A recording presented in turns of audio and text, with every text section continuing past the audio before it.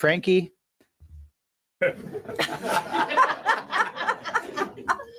Please rise for the invocation followed by the Pledge of Allegiance.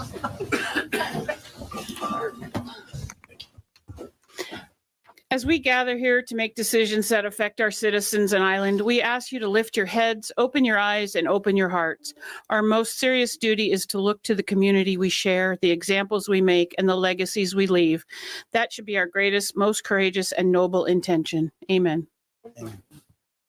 I pledge allegiance to the flag of the United States of America and to the republic for which it stands, one nation, under God, indivisible, with liberty and justice for all.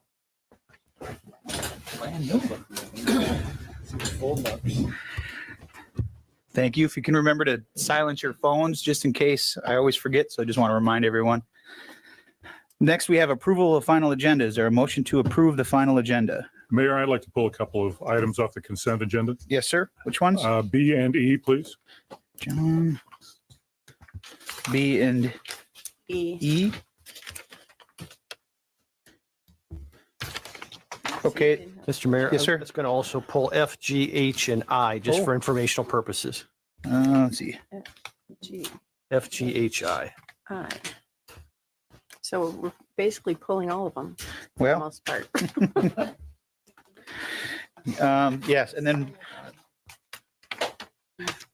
we do have to pull A just because there's a slight change in it.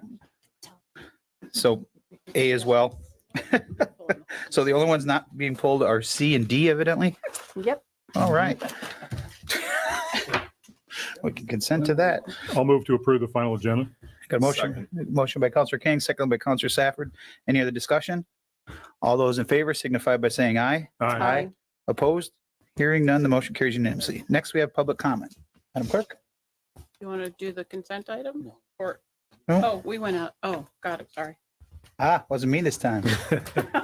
Okay, first up is Kathy Turner, and following Kathy will be Joseph Pugliese.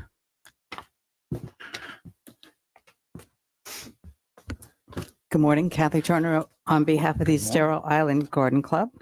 On August 10th, 2023, by invitation of the Town Council, we had a discussion of EIGC providing advisory services to the town of Fort Myers Beach. As a result of that discussion, Vice Mayor Adelholt directed the town to work with the Garden Club on matters of vegetation. Councilor Veach tagged the former Councilor Veach tagged the Garden Club initiatives as Regreen FMB, and that remains an objective of the Garden Club. Since then, we have designed and planted the garden at the Historical Society. We cleaned up and added around 150 plants to the Ann Reesner Memorial Garden at Bay Oaks Recreation Center. And just 8 days ago, we cleaned up and planted the Times Square garden behind the wavy wall. It consisted of a garden going of around 160 feet, where we planted over 200 plants, some of them 400 to 500 pounds. We laid out 280 bags of mulch. The planting and the design of the garden, plus the approvals by the town and the county, took 5 months. The actual planting took 4 hours. It's like Christmas morning. It should take longer, you know? All this was possible by the support of Beach Talk Radio and raising $8,000 for the plants and the supplies, providing garden rakes and shovels that were donated to the Garden Club for future projects, plus 60 volunteers. Our thanks to Beach Talk Radio and Ed and Kim Ryan. While we were planting the garden, Beach Talk Radio was broadcasting their weekly show with the mayor. I did not hear the show live as we were planting the garden, but I did listen to the show a couple of days later. So yes, Dan, the Garden Club was listening, and that's why I'm here today. We'd love to hear from the town on their upcoming thoughts of projects. We do feel we should set an example as we are planting the gardens. We'd be happy to take the lead on these projects. Like, you give us the operands and we'll run to the point of making the order, getting the order delivered, meeting the order that's been delivered, that it matches. I'll talk faster. Please note that when you plant new vegetation, they require lots of water, even if they are native plants. I'd like to just let you know that the royal palms in Times Square are suffering. and they're really at a critical stage. You need to get them watered regularly and with sufficient water for that, that size plant. Yep.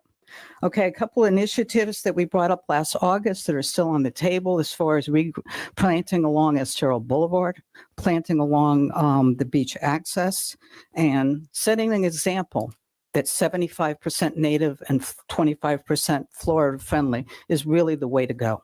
It'll be resilient and lovely to look at. So you have my card. Please call me. Look forward to hearing from you. And in the meantime, Beach Talk Radio will come up with some way to keep us busy. So thank you very much. Thank you, Kathy. Next up is Joseph Pugliese, and after Mr. Pugliese is Jack Kegelmeyer.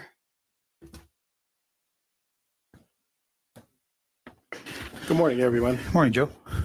Hey, for 10 years, I lived next Pull to that mark Newton up for Park. us, would you please? I lived next to Newton Park for 10 years. And for 8 years, the town was a great neighbor. We had absolutely no issues. After Hurricane Ian, someone in town decided to turn it into a construction site. And let me tell you the tales that I've had since that's happened. Okay? The first off, they brought sand and parts of homes from all over the beach, put a sand sifting machine there and sifted all the sand. Now, this wasn't just sand that was in there. There was lead paint from the homes. There was asbestos from the homes that all went through the sand machine, ended up on the beach. I've picked up particles of glass, nails, and asbestos. And I know it was asbestos because I used to work with it. My swimming pool had asbestos floating on top of it. This went on for months. Okay? We dealt with it because we understand there was a hurricane. After that was done, the town decided to demo the park, the rest of the building. Well, the guy on the excavator hit an underground power line because there was no demo permit. The town didn't get one. So they hit the underground power line, went up through the cable, back into my house. Okay? It shocked the guy running the excavator. It's lucky he didn't die. Damaged the excavator dramatically. Caught the outside of my house on the fire. The fire department came, went inside my wiring, caused $10,000 worth of damage, caught my living room entertainment center on fire. Fortunately, my wife was home to put that fire out. Okay, those are two of the things we've had so far, living next to the park.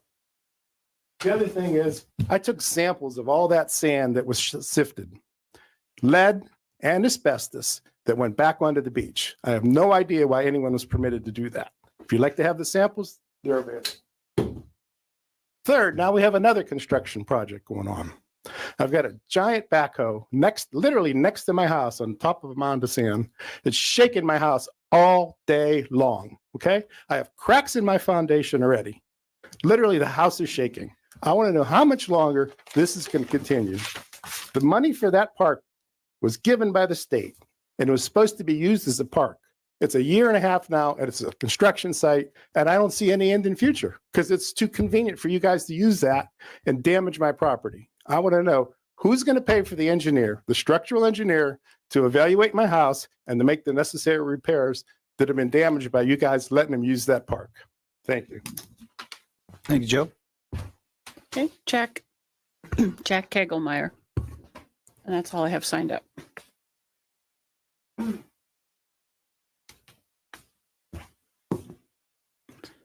Good morning. Good morning. My name is Jack Kegelmeyer. I live on my sailboat, sailing vessel Frontera, and I'm currently been in the mooring field since late February.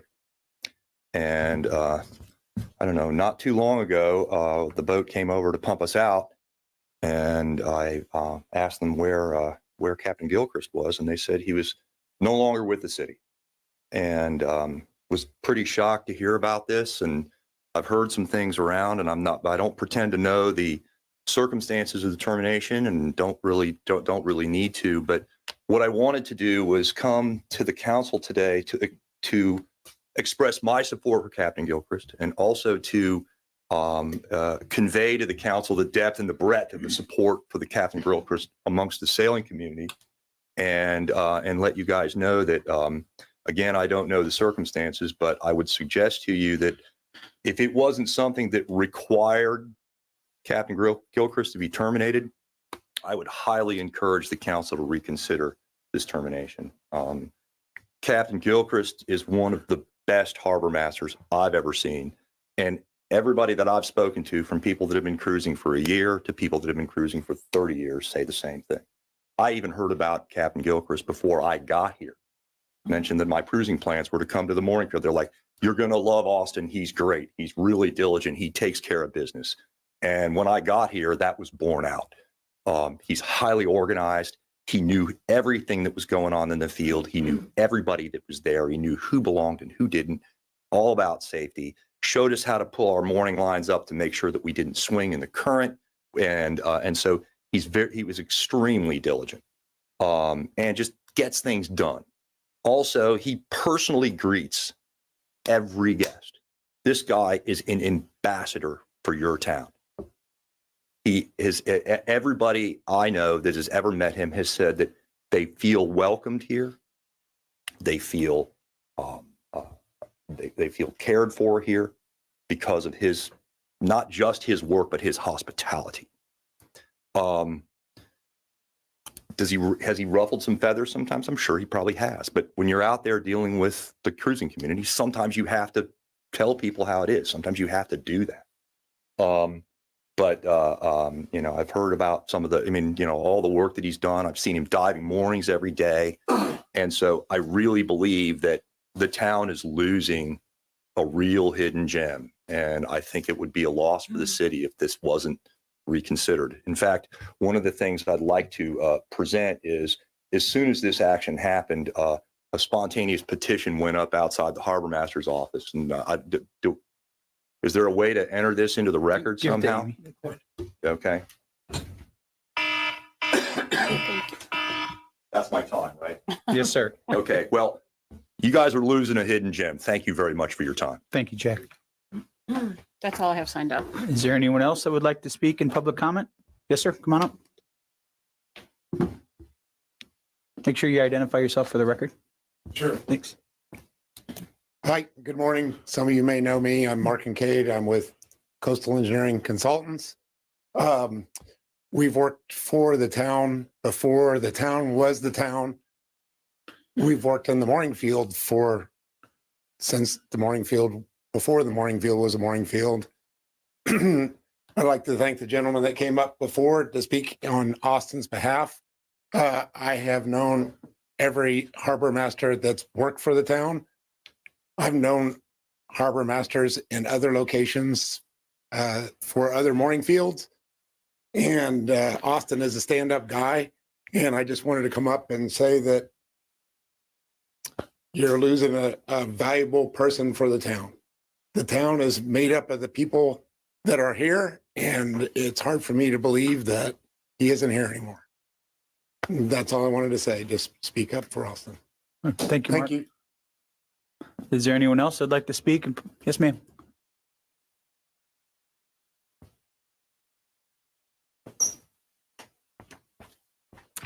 Hi, I'm Mary Ambrosio with Sun Palace Vacations. I'm reading this from my owners and Paula Kiker, who couldn't be here yet. So we are writing respectfully to request that the town approve retention of our weekly short-term rental status as my wife Leslie and I work to restore our property, which has been badly damaged by Hurricane Ian. We appreciate the opportunity to submit this statement for our realtor, Paula Kiker, and us, because we were unable to attend the hearing at this issue. We thank you for your consideration.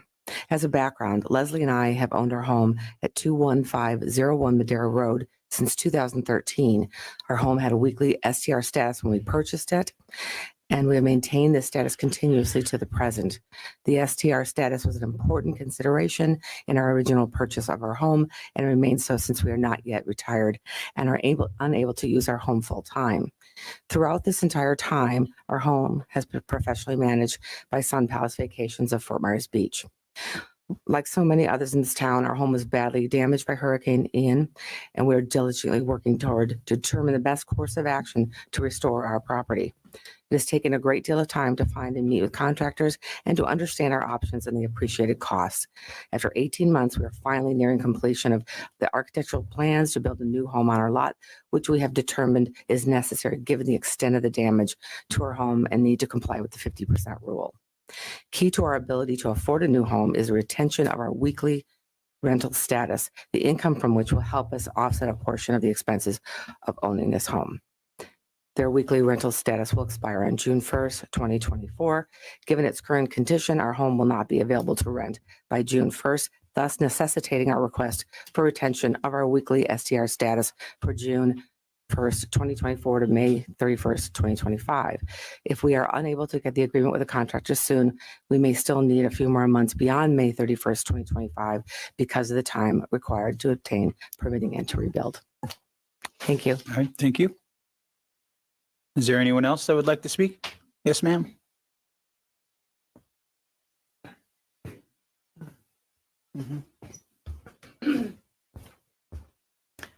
Hi, my name is Isabel Wells. I've been a resident for 35 years on Fort Myers Beach, and I'm a real estate broker, but also I run a rescue that a lot of people know about for the past 13 years. I'm in the newspaper all the time. I do have, dogs that come in, and I understand that there's a lot of, it's more on the planning that I'm looking at right now. I would love to have actually a dog park on Fort Myers Beach. You're going to have a lot of new construction, a lot of hotels who are going to take pets. You're going to have a lot of residents. We all say that, dogs and cats are family, and you have kids, it's a family island. And for me, it would be great to have a place.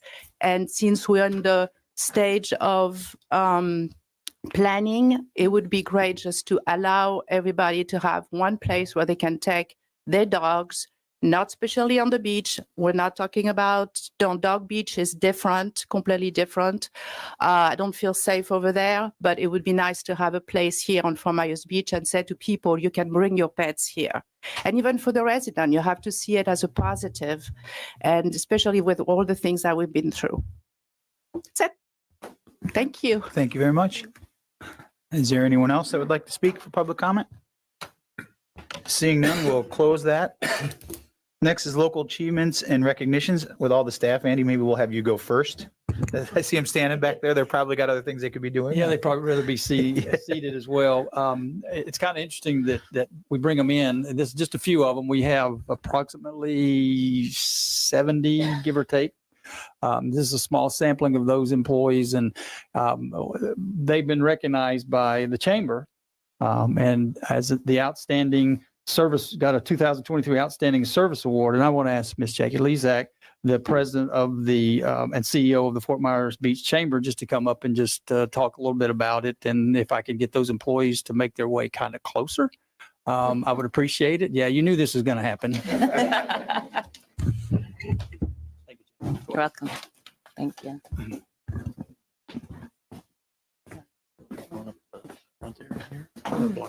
Okay, good morning. For the record, Jackie Lezak, President, CEO of the Fort Myers Beach Chamber of Commerce. Every year, the Chamber's Board of Directors issues awards in a number of different categories to individuals and community members and organizations on and around the island for great service to our island and our community. This year, or last year, we were not able to have our annual meeting and our awards presentation. So this year we will be doing 2022 and 2023 award presentation. When the board of directors sat around and started talking about the awards that they wanted to issue out for the last 2 years, there was a lot of conversation, obviously a lot of names, but it was very interesting when we looked at each of the different awards we give out. It came up, people kept coming up with the same names for the same award. And for this particular award, it is the 2023 Outstanding Service Award. And the Outstanding Service Award honors an individual or organization who has contributed significantly to society's health and welfare. The employees of the town of Fort Myers Beach, despite personal losses and the loss of their facilities and equipment, continue to work tirelessly throughout 2023 to restore our community. Their contribution to the restoration of the town's infrastructure and the improvements made to the town's facilities will impact our island community for generations to come. And the board really felt that for their continued dedication, service, and support of our community, the Chamber Board of Directors wishes to honor you with the Chamber's 2023 Outstanding Service Award. And it really is our pleasure to issue each one of you all the way around the room. Thank you. And to all the ones who could not make it this morning, this award. You guys work tirelessly in and out every day. And we don't know each and every one of you personally, but those of us who live on the island, the people who come to visit this island, the people who live somewhere else but call this island their home for a day, a week, a month out of the year, everything you guys do impacts all of us. And we truly, truly appreciate it, especially despite that I know a lot of you lost your homes and your belongings and your things, yet you continue to come under the most dire of conditions in the days and weeks that followed the storm. So for this, thank you very, very much to each and every one of you. We're so proud of you, and we're so pleased to have you serving us, our community, and our guests in our town. Thank you.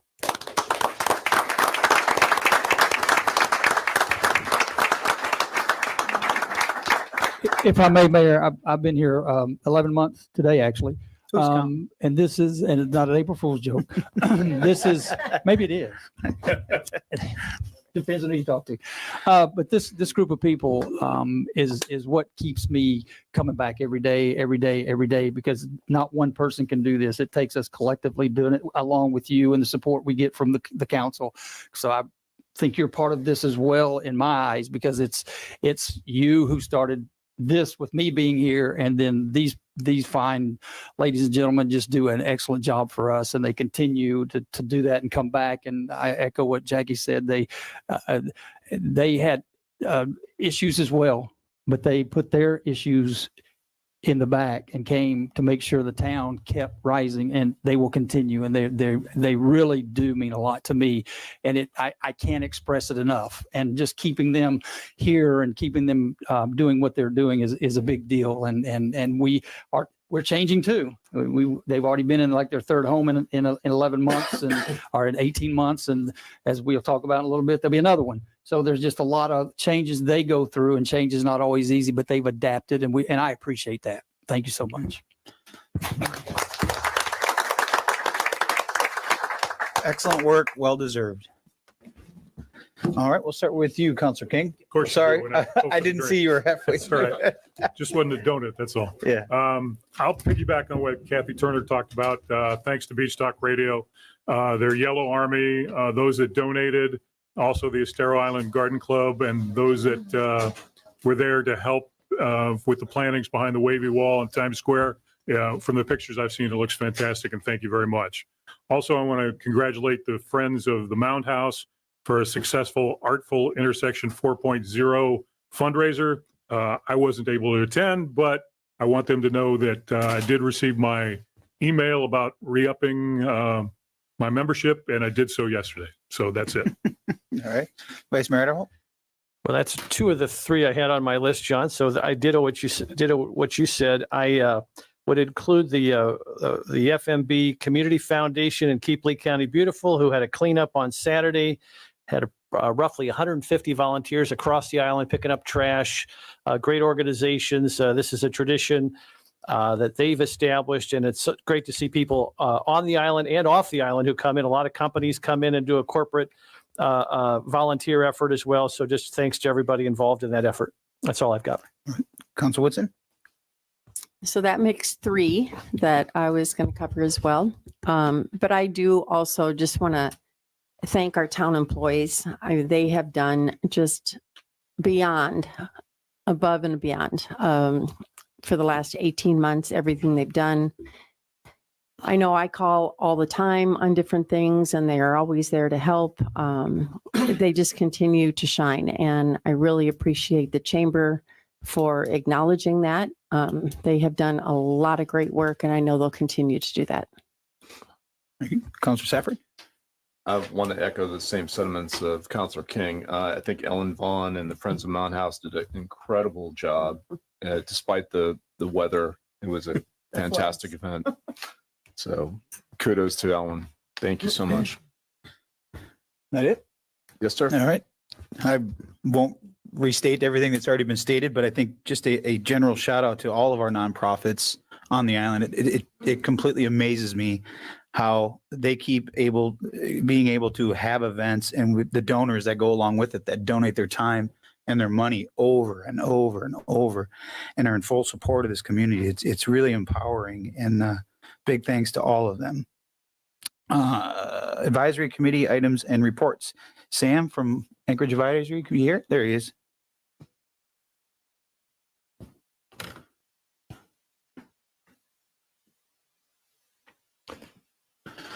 Good morning, sir.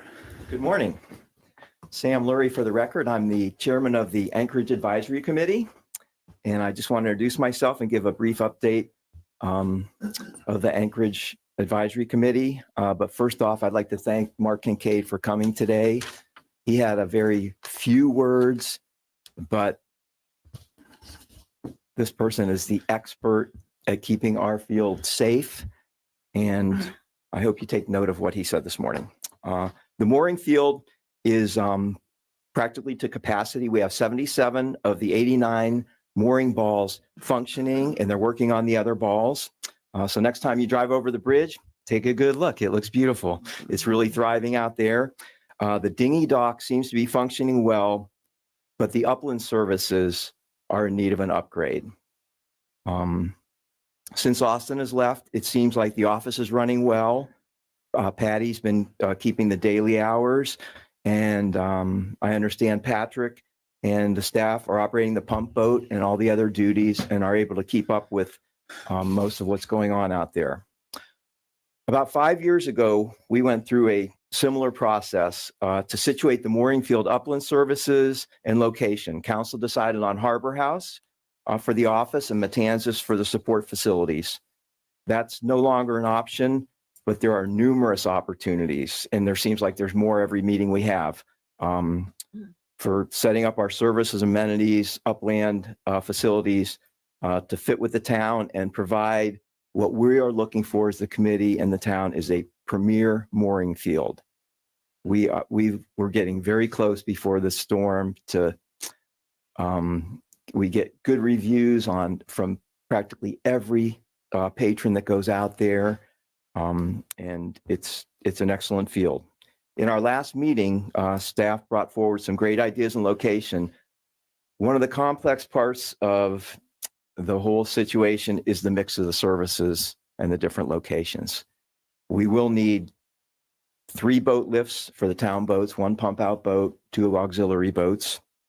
We need an upland administrative office with daily hours. Upland restroom, showers, and laundries. In our last location, we had Wi-Fi and we had some supplies. The more we could consolidate the services, the better, but there may be better locations for other things, but it may not be practical to do one central location. However, we would like you to consider the proximity to the dinghy dockage, trolleys for people to get to groceries and other transportation, and some kind of proximity to the entertainment district. Regardless of where we locate the facilities, we probably will still maintain the dinghy dock under the bridge, and that is central to all these things. Looking forward to working with the town and the committee. I'm new to the chairmanship. However, I have been on the committee for over 8 years. And when I started, Booba was the harbor master. He shortly after I started retired. Booba was a character. And Austin came on.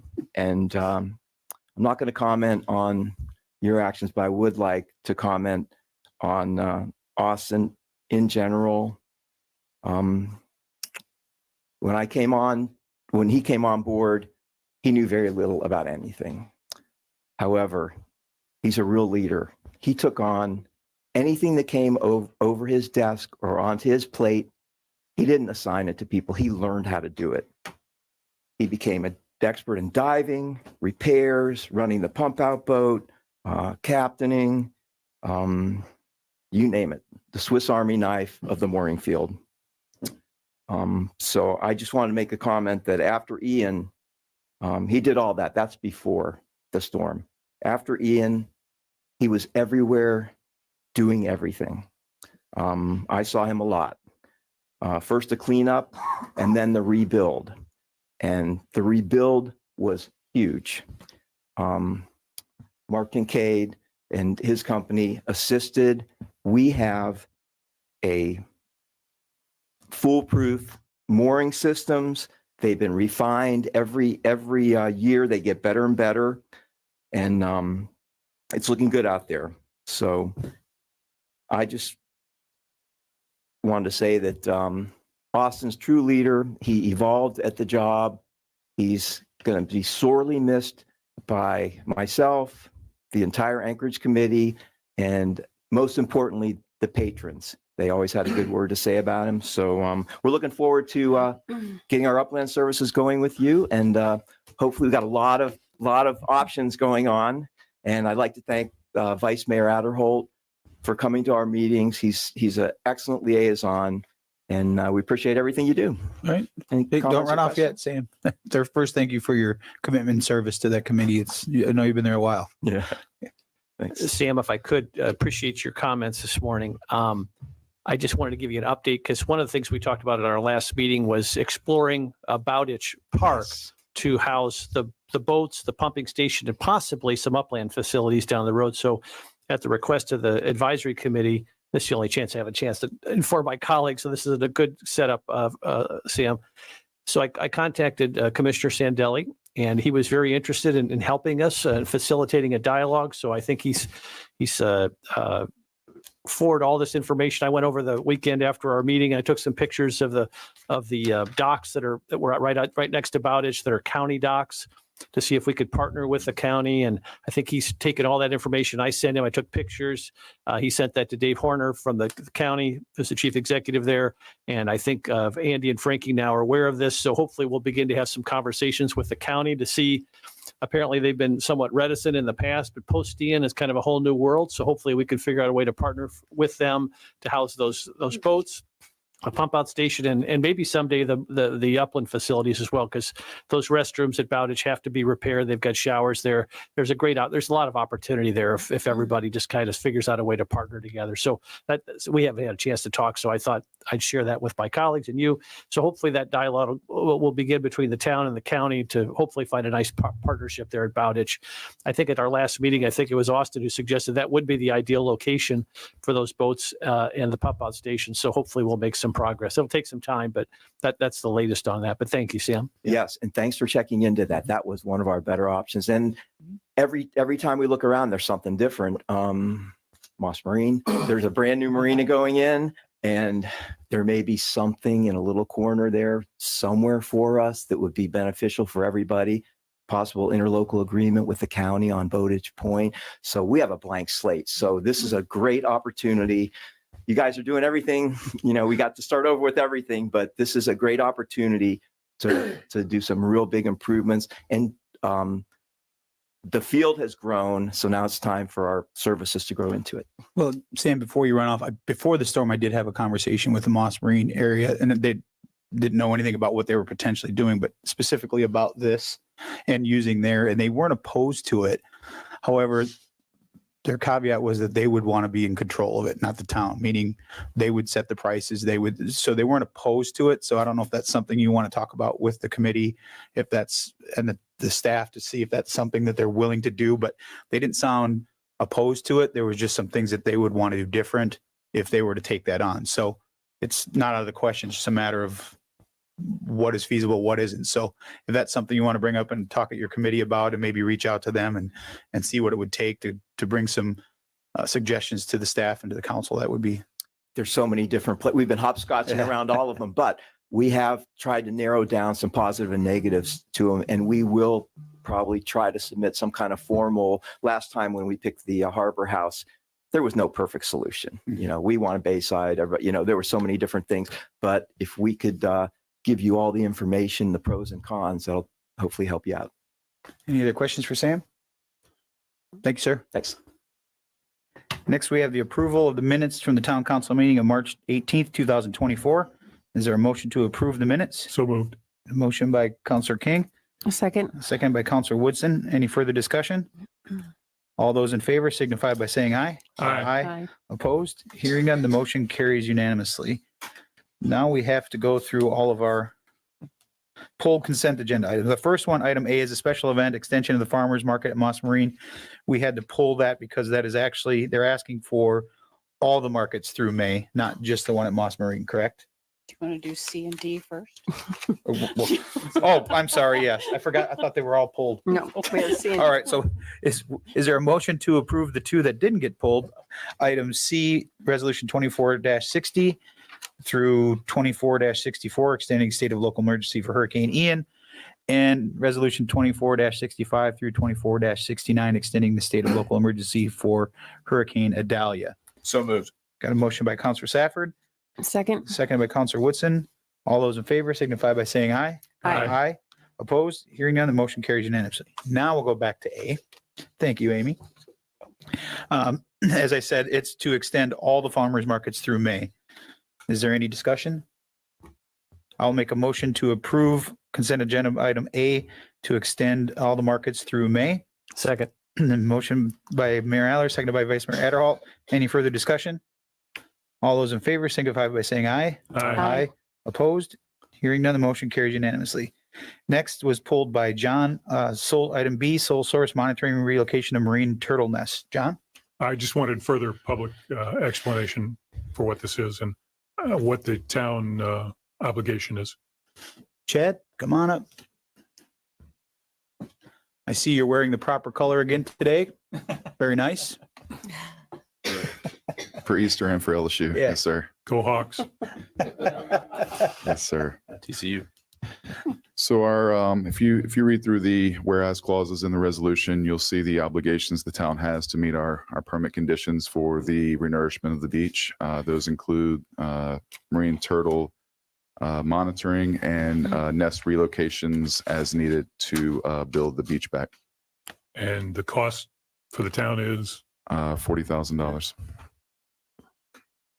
I thought it was broken down differently when I looked at it.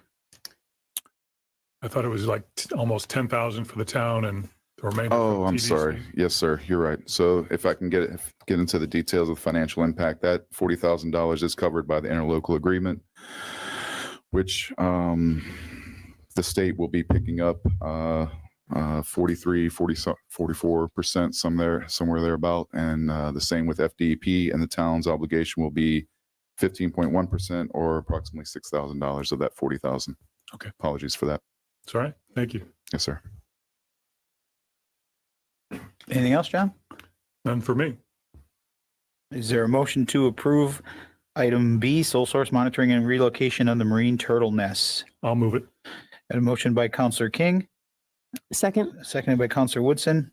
Any further discussion? All those in favor signify by saying aye. Aye. Opposed? Hearing none, that motion carries unanimously. Next, we have item E, resolution 24-59, utility billing software. John? Well, I wanted further public discussion on that as well. And I understand this morning there was a typo in the, Yes, the correct dollar amount is not $436,850. It is $43,685. Otherwise, all of us would be going into the software business today.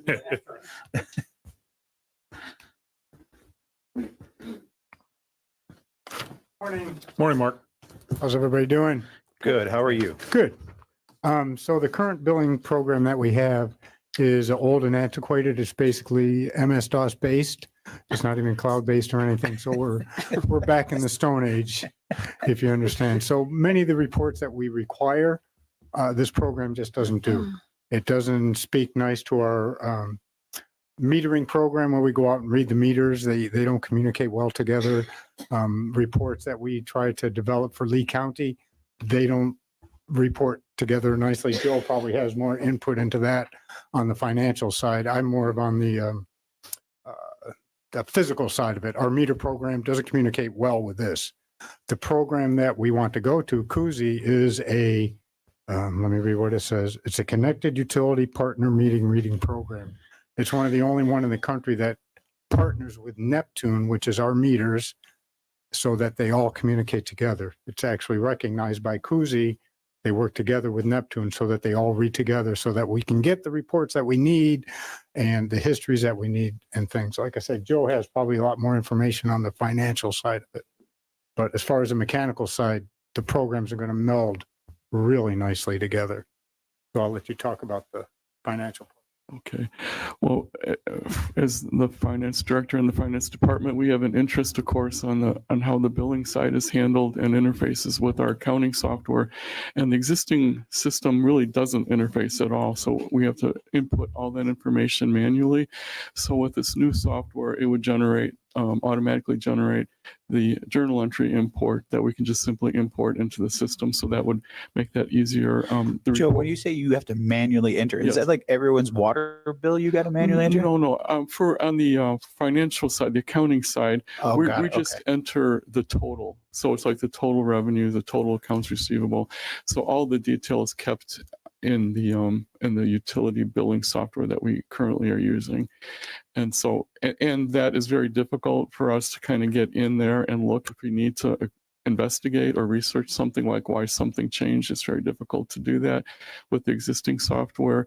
Some other things we run into is that some of it is like frozen in time. And so the current software company is actually doing the billing for the town.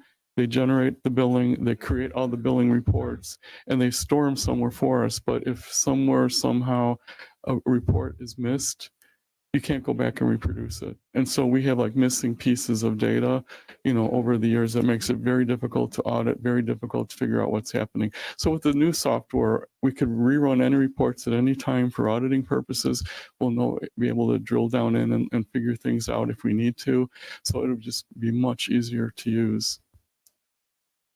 This is just a personal question because it drives me nuts. Every month I pay the water bill.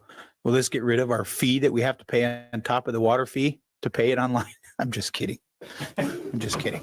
No, we got to pay for this. Yeah, I know. No. I know. Yeah. I know. Any questions for Mark or Joe? Just real quick, Mark, are there any outward facing benefits that the consumer will see? The consumer will see it if they have a question with their bill. So if they have a problem with their bill, we'll be able to give them more accurate information on a quicker timeline. Rather than trying to go through our present one, it may take 2 or 3 weeks.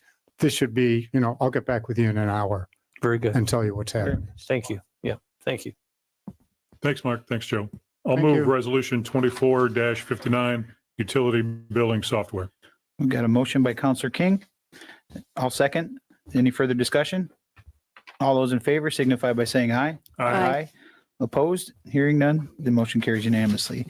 Next is resolution 24-15. Vice Mayor? Mr. Mayor, if I could, have Chad come up, and I'd like to, just in the interest of time, just have him address F, G, H, and I collectively in terms of your explanation, Chad.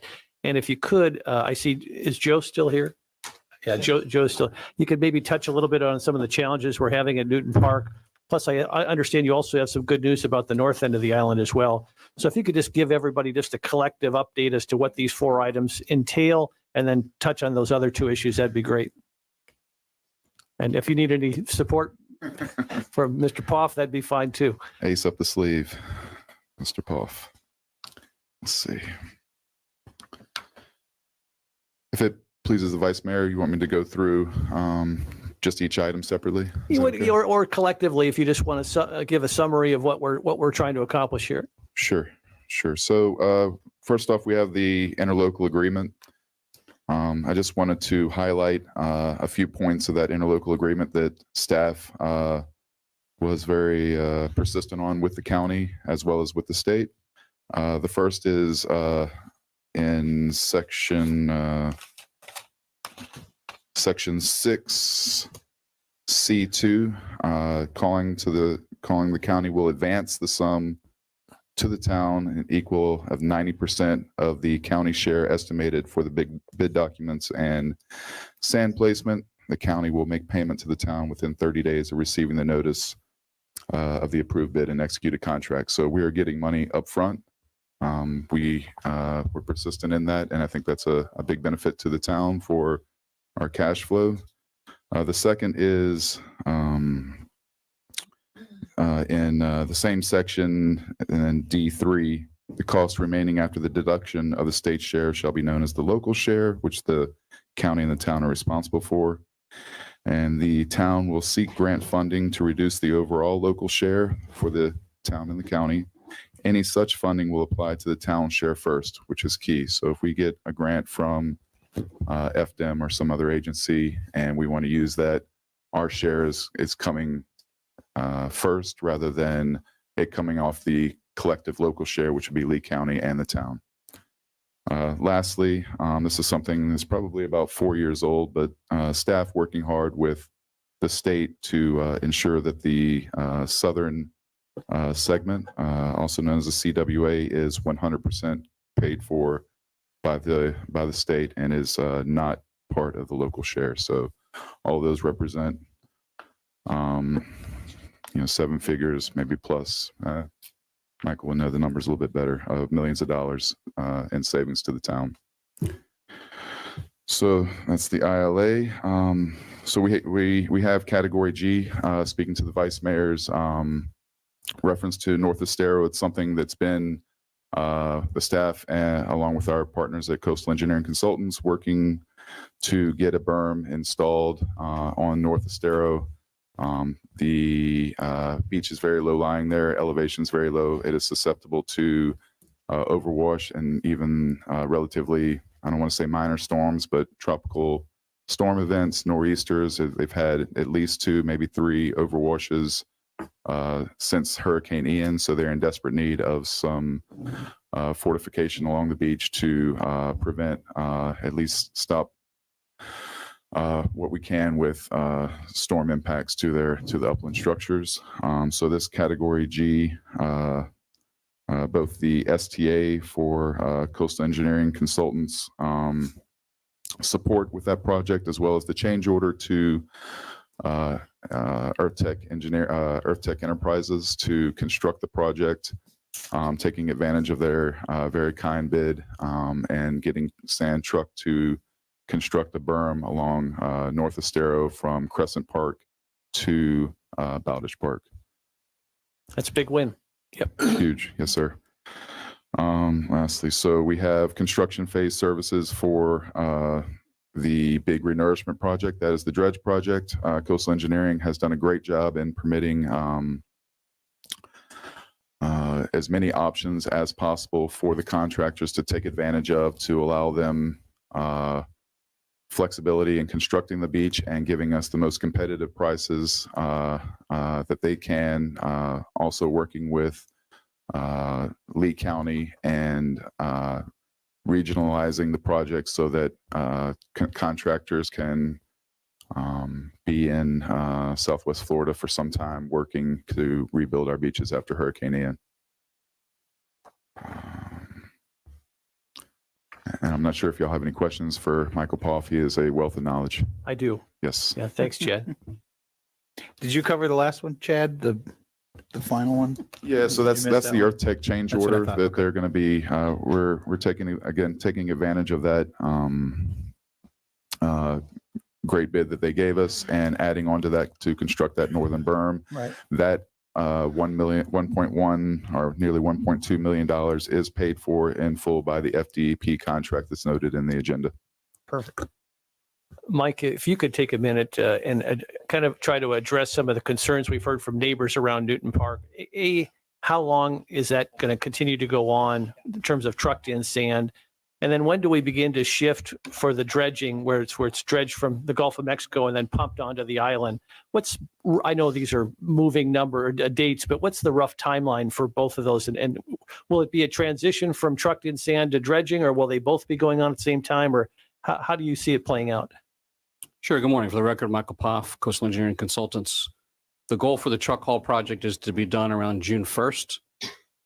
Newton Park may or may not be used that entire time. We're trying to open up additional accesses. We're trying to minimize how much time we spend at each access. Chad and the attorney are working on an agreement with a private property owner for the north side that would allow the north segment to be built and use that access instead.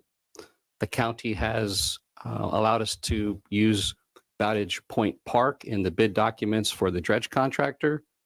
Newton Park is another location. And then on the south end, Wyndham property has allowed use of their property as well. So we're trying to split up how much time is spent at each of the accesses.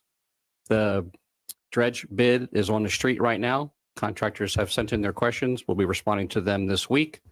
And then bids are open on April 15th. So God willing, with a favorable bid, we'll be back before you for approval of that contract with the dredge contractor.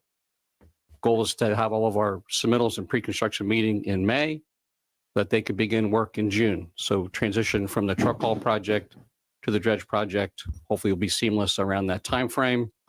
The truck haul, the last items that they will be doing are filling in some of the public accesses and restoring those as they've been doing. The focus will be getting the north end berm done, and we'll move back and finish any of the public accesses. So it's possible the truck haul might continue into June a little bit, but that would be isolated to those public access points. So the goal is to be done with the trucked in sand by June 1, and then the dredging project, which brings sand from outside or off the island from the Gulf of Mexico onto the island, pumped on. That would begin sometime in June in a perfect world. That is correct, sir. Any other advice for the folks at Newton Park in terms of de-escalating some of the impact to the neighbors as they try to bring that sand on? Or is there things that the contractor can do to improve life for the neighbors there? We're meeting with the contractor tomorrow to talk about those specifically. So Earthtrek is aware of the items that have been brought before. There have been emails and some discussion points, and we're meeting with them tomorrow to discuss whether best management practices could be used to try to reduce some of the issues at Newton Park. I don't know if Sam is still here, but one of the things I hear too is the speed of these trucks, not only on the beach, but also going down to Estero Boulevard. I know some of these drivers are independent contractors, but any way to send a message to we love the renourishment, don't get me wrong, but just that these trucks just be a little bit more cognizant of the speed limits and just a little bit more patient on the beach. Yeah, call Lee County Sheriff's Office, and that's probably the best way to get them to. But we can't slow send down. a message to the contractor. We have absolutely every Okay. time from the impetus of the project. Absolutely, yes, sir. Okay, thank you very much. And I just wanted to follow up with trying to mitigate the issues at Newton Park. We've also informed Mr. Joe that we are going to create some passive recreation and vegetative buffer on that south side of Newton Park to try and bring back the educational element and access back on that side. And that vegetative buffer should give him a bit relief. And when I talked to him on the phone, he was happy with that. And we'll again continue to work to try and mitigate the issues that have been reported there. And Mike, just off the top of your head, just very general terms, once the dredging begins and we start pumping in the sand, which is what, 80% of the projects, 70%? I mean, it's a huge amount we're going to pump on from the Gulf of Mexico, correct? Correct. And if that begins in June, roughly how long will it take to complete that portion of the project? Goal will be to finish by November 1st. Very good. Thank you. And just real quick, since we're on it, someone asked me, and I don't know the numbers, maybe you get, what was the final number as far as the berm? How many people signed on to get the berm and how many didn't? Rough number, short of I know going out that's there on and my counting to-do list to everything. go and count that. I have not gotten that. Now we'll get it to you. But it's more than what originally before Daly, I would say, right? Yeah, we just added Pelican Watch across the street signed up not too long ago. That was one of the big ones. Yeah, I will get it to you. The central section still remains the challenge with the single family homes. But I will have those numbers to you, Mayor. Yeah, no worries. Thanks. Any other questions for these two? Thank you, gentlemen. Thanks. Madam Town Attorney, Parliamentary Inquiry, can I group all four of these at once, or do we have to do We them should have individually? separate votes on each one. Very good. Okay. Then item F, resolution 24-15. Is there a motion to approve? So moved. Motion by Vice Mayor. I will second. Nope. No, I'll second that one. Okay. Any other discussion?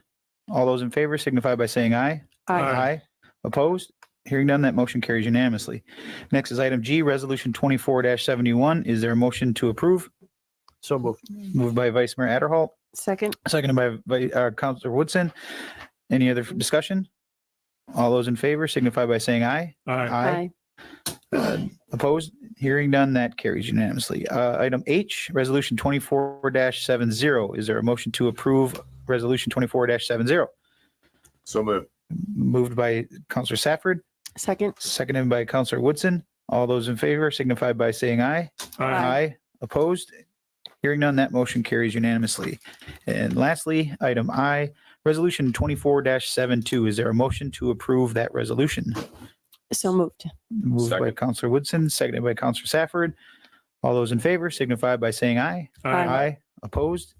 Hearing none, that motion carries unanimously. Mr. Mayor, I'm Yes, sir. sorry. Mike, just real quick. I don't think I don't think I either asked the question correctly or just got an answer. If people look at the broad picture of sand for Fort Myers Beach, I think it's a $40 million infusion of sand, correct? Roughly? $43 million. It's 1.23 million yards of sand. And the dredging will be about 930,000 of that 1.23 million. The rest has been brought in by truck haul. So dredging is roughly 80% of the sand? So if people think we've got a I lot used of. to do that math in my head, sir. No, just ballpark. But I guess what I'm trying to convey to our residents is if people think the trucked-in sand was a significant portion of sand, they've got another thing coming when they see the dredged-in sand. Is that 76% will be the dredging. Yeah. So that's going to be a huge infusion of sand for Fort Myers Beach. Yes, sir. And how will that play out? Where will that start and where will that finish? So we're going to do the north central sections first. And they have 2 pipeline corridors to come in to the beach, depending on which contractor wins the bid. And they can go to the north, they can go to the south. But basically from Bowditch Point Park, the south boundary, to Lanark Avenue will be built June, July, August, hopefully finishing early September. Then they will pick up that pipeline and move it, or they may continue to pump sand to the beach and then move that sand mechanically to the south segment. There are challenges with the south segment in terms of the long distance to get the sand there. And because of the current constraints of the eroded conditions, there's no dry beach along certain segments. So the contractor has multiple methods to get the sand in the south segment. That'll begin after shorebird season's completed along the critical wildlife area. And that will begin sometime in September, hopefully be done by November 1st. And I hate to ask you this, Mike, put you on the spot, but you've been so clever and inventive in terms of helping us aggregate all these funds and all these various projects and all these various permit requests. Very complex project. Is there any possibility for the dredging of Laguna Shores for that sand to be used as part of the renourishment program, or is that not germane to what we're trying to accomplish? I won't say it can't be used, but that the dredger that's coming, the equipment that they have, would overwhelm trying to get into Laguna Shores. It'd be a whole separate operation. I believe there's been sediment testing done to analyze it for use on the beach, but I'll have to defer to Chad. I'm not the engineer for that one. So okay, just we're trying to kill a lot of birds with one stone if we could. We do not kill any birds with any stone, sir. Very Not at all. Well played.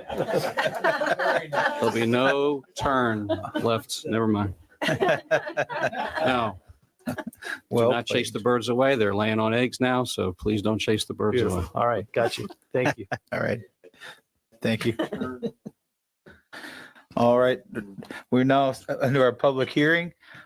Our first is ordinance 24-03 flood. It's the second reading and final public hearing of an ordinance entitled An Ordinance of the Town of Fort Myers Beach, Florida, amending Article 4 of Chapter 6 of the Land Development Code of the Town of Fort Myers Beach to require all manufactured homes installed or replaced in special flood hazard areas to be elevated at or above at least the base flood elevation plus 1 foot. Adopt the November 17th, 2022 flood insurance study for Lee County, Florida and incorporated areas. 3, change the substantial improvement and substantial damage determinations. And 4, amend the definitions of market value and substantial damage in order to comply with recent changes to the community rating system necessary to retain a Class 8, which assists the town in maintaining its Class 5 community rating systems designation, providing for codification, severability, scrivener's errors, conflicts of law, and an effective date. Kristen? Good morning, Kristen Schumacher, Town of Fort Myers Beach. As you recall, first reading was March 18th, where council approved had a 5-0 vote to move it forward to second reading. I'm just here for any questions. In the meantime, nobody's reached out with any concerns or comments about moving this forward for the second reading. The only question I have for you, Kristen, is with the whole thing we just had to go through with FEMA over the weekend, does that have any impact on any of this as far as the rating is concerned? We still need to move all this forward as we're sorting out We're good. everything Okay. with FEMA and the state. Mm-hmm. Okay. Questions for Kristen? Seeing none. All right. Open public comment. Is there anyone that would like to speak on ordinance 24-03? Seeing none, we'll close public comment, bring it back to the council for discussion or a motion. I'll move ordinance 24-03 flood. Motion by Counselor King. I will second. Any further discussion? Roll call vote. Counselor King? Aye. Mayor Allers, aye. Vice Mayor? Aye. Counselor Woodson? Aye. Counselor Safford? Aye. Motion carries unanimously. The next is ordinance 24-07 Tico franchise agreement. This is the second reading and final public hearing of an ordinance entitled An Ordinance of the Town of Fort Myers Beach, Florida, granting to Peoples Gas System, Inc., its successors, and assigns a non-exclusive natural gas franchise agreement to use the public rights of way of the town of Fort Myers Beach, Florida, and prescribing the terms and conditions under which said franchise may be exercised, providing for findings, severability, and providing an effective date. Come on up. Morning, councilors. My name is Carlo Fassi, Carlo Fassi. I'm the External Affairs Manager for Tico Peoples Gas in Southwest Florida. Wanted to start again by thanking your city manager, your finance director, your contract specialist, and your city attorney for working with us on this agreement. As I mentioned 2 weeks ago, this has been expired for a bit, and we wanted to get another one on the books. Wanted to remind everyone, we are a regulated utility company in the state of Florida that falls in the purview of the Florida Public Service Commission and the federally by the Pipeline and Hazardous Safety Materials Administration. I know we talked briefly about safety. Wanted to say again that we conduct regular inspections of our meters as well as our system of pipelines from Pensacola all the way down to Miami, which includes Fort Myers Beach. I know there was a question, Councilor King, about where our pipeline is currently located and where our customers are located. I can't get into too much detail, but as I mentioned 2 weeks ago, our pipeline runs from the northwest side of the island, runs southeast. I can say that it runs as far south as Denora Boulevard or Voris Street. And we have anywhere between 100 to 150 meters located on the island, which is per customer. Some of them have been inactive since Hurricane Ian, but our hope is to get them active as soon as possible. I also know, Councilor or Vice Mayor Adderholt, you had mentioned raising the aggregate cap on damages to 10 million. We are still comfortable with that modification to the agreement today. And I'm happy to answer any other questions. Any other questions? Nope. And Nancy, you made the Yes, adjustment to the agreement? We changed the insurance. We Did increased we? it. Okay. Okay. Consistent. Oh, I don't remember that amendment being made in. It's in the language. Oh, it's in the language. Yeah. Okay, Making sure. perfect. All right. All right. Thanks, sir. Thank you. We'll open up for public comment. Is there anyone who would like to speak on ordinance 24-07 Tico Finance Agreement? Franchise agreement? I don't have my glasses on. Seeing none, we'll close public comment and bring it back to the council for discussion or motion. I'll move ordinance 24-07 Tico franchise agreement. Second. I got a motion by Counselor King, seconded by Vice Mayor Adderholt. Any further discussion? Counselor King? Aye. Vice Mayor Adderholt? Aye. Mayor Allers, aye. Counselor Woodson? Aye. Counselor Safford? Aye. Motion carries unanimously. All right, the next five items on our agenda are public hearings for review of various land use requests. For the benefit of the public, please be aware that these items are quasi judicial in nature. Our attorney will further explain. Thank you, Mr. Mayor. Zoning revisions, special exceptions, and variances, these are all quasi judicial in nature. And this requires that our public hearings comply with procedural requirements that have been established in Florida law and in our land development code. So quasi judicial proceedings, these are less formal than proceedings before a circuit court, but they are more formal than the remainder of our meeting. And they follow the basic standards of due process that requires certain notices, application of the correct standards, and decisions that are made on competent and substantial evidence presented to the town council, either in written documents or through oral testimony. So once evidence is received, the town council will evaluate the testimony and information for each item and then draw a conclusion regarding whether the criteria in the land development code or state law, as may be applicable, has been satisfied. So pure speculation and mere opinion that is not based on competent facts is not legally considered or cannot be by the town council in evaluating an agenda item or criteria. Testimony by professionals who are qualified as experts in a particular area has been considered competent evidence by Florida courts, as well as testimony by neighbors and residents who have fact-based information such as minutes, surveys, engineering reports, or testimony that is made based on their personal information and knowledge. So if you intend to speak during any of these agenda items, please keep this in mind. When you come forward, if you could please state your name clearly for the record, whether or not you've been sworn in, and your qualifications or your interest in the matter. So for purposes of efficiency, before beginning these 5 public hearings, we're going to go ahead and dispose of a few items. For the record, I need to ask the town clerk, have all agenda items been properly noticed pursuant to our land development code? Yes, they have.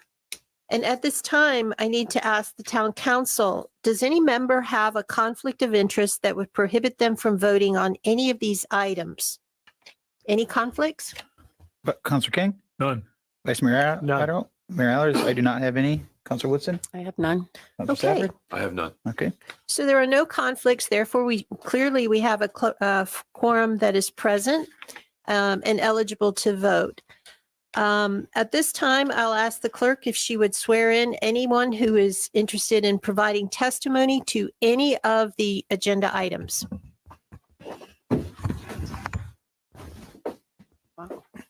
If you'll all raise your right hand.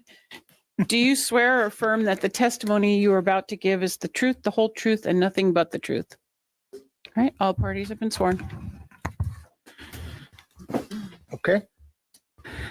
This is the second reading and final public hearing of an ordinance entitled An Ordinance of the Town of Fort Myers Beach, Florida, approving with conditions or denying the commercial plan development CPD zoning for the property located at 3051 Estero Boulevard, generally identified as strap numbers 29-46-24-W1-0120C.0100 Fort Myers Beach, providing for other clarifications as necessary, providing for conflicts of law, scrivener's errors, severability, and providing for an effective date.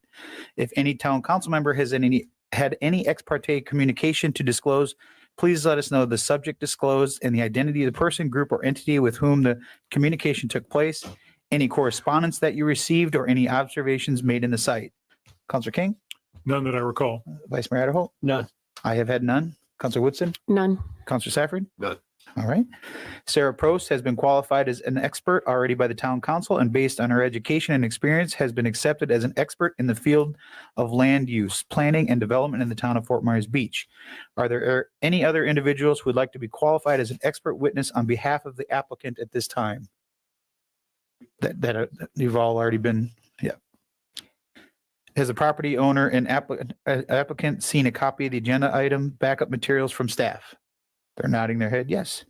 Go ahead, Sarah. Good morning, Sarah Probst with Community Development.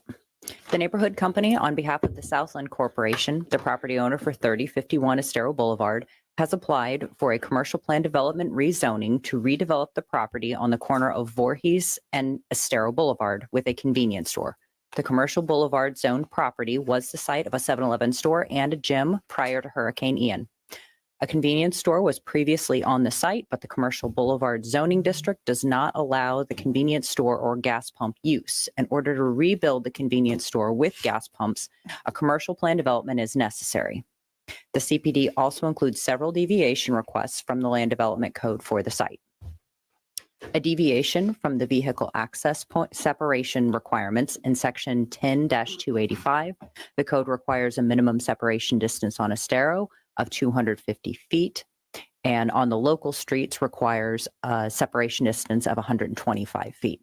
On both Voorhees and on Estero Boulevard, the access entrances will be closer than those. A deviation from LDC section 10-416D3, table 10-9, to decrease the minimum type C buffer width requirement of 15 feet for a type C buffer. The deviation would allow a minimum width of 3 feet for the portion of the required buffer along the northeastern boundary along the proposed dumpster location.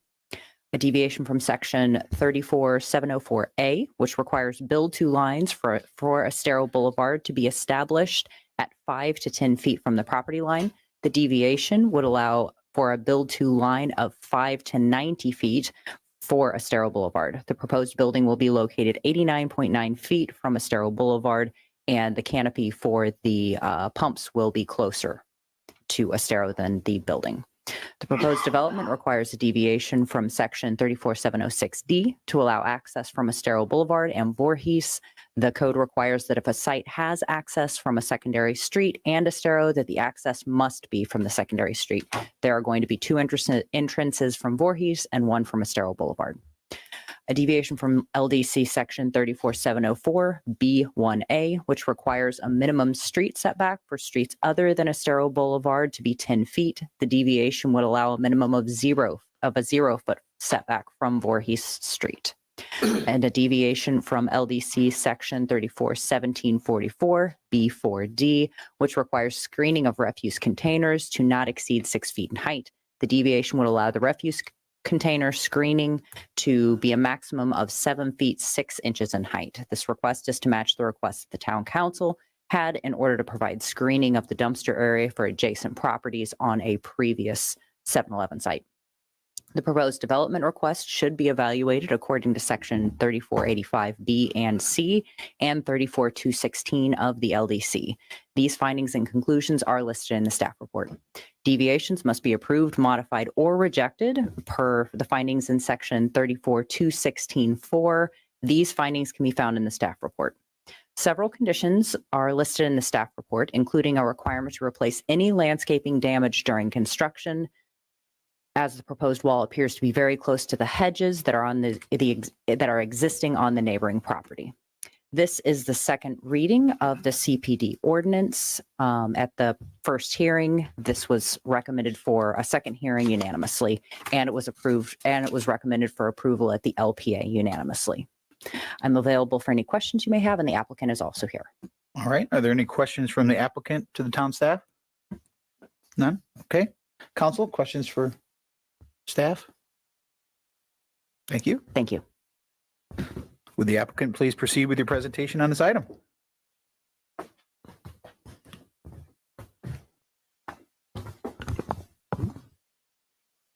Good morning, Mayor, Vice Mayor, Town Council. Ken Galander for the record. Just really keep this pretty short and sweet. Again, no public opposition. We've made no changes since the first reading hearing on this. We're consistent with the comprehensive plan, your land development code, and we just respectfully request the approval on second reading. Just always want to say we appreciate staff's responsiveness, working with them to get us to this point, and we're looking forward to moving forward with then the next steps in construction. Questions? Be happy to answer any questions. Ken, I meant to ask this on first reading. This is not germane to the approval process, more for history reasons, really. Did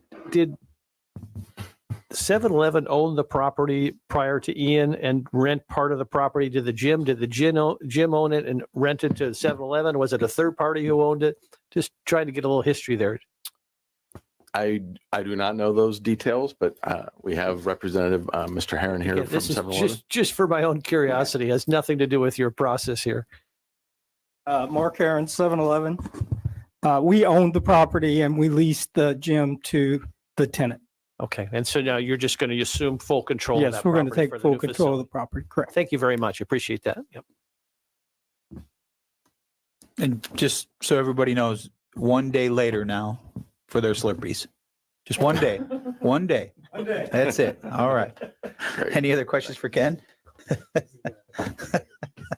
All right, thanks, Ken. Thank you. All right, we open it up for public comment. Is there anyone that would like to speak on the CPD for 3051 Estero Boulevard? Seeing none, we'll close public comment. And I will now close public comment. Request discussion or a motion from town council to approve with conditions, deny with reasons, or a continuance to a time certain. Is there discussion? Is there a motion? I'll move ordinance 24-05 CPD 202-30194 3051 Estero Boulevard. Second. We got a motion by Counselor King, seconded by Vice Mayor Adderholt. Any further discussion? Nancy, you look like you're wanting to add something to Oh, it. I just didn't, Sarah, can you confirm whether or not there were conditions on there? Yes, there's 4 conditions. Okay, so the motion is inclusive of those conditions. Is that correct? Sure. Okay. As is the second. Okay. We got a motion and a second to include the conditions of approval. Is there any further discussion? Counselor King? Aye. Vice Mayor Adderholt? Aye. Mayor Allers? Aye. Counselor Woodson? Aye. Counselor Safford? Aye. The motion carries unanimously. Congratulations. Thank you. Next is Resolution 24-56 SEZ 202-30302-450 Harbor Court, Rude Shrimp.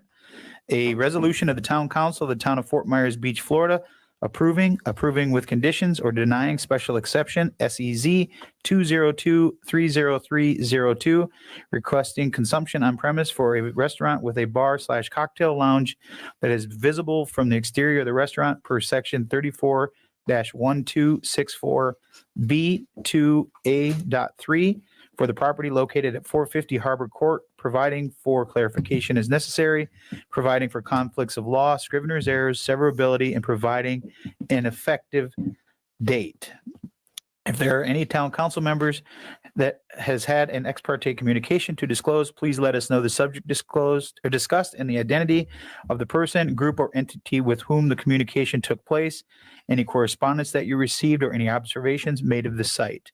Counselor King? As I recall, none. Vice Mayor?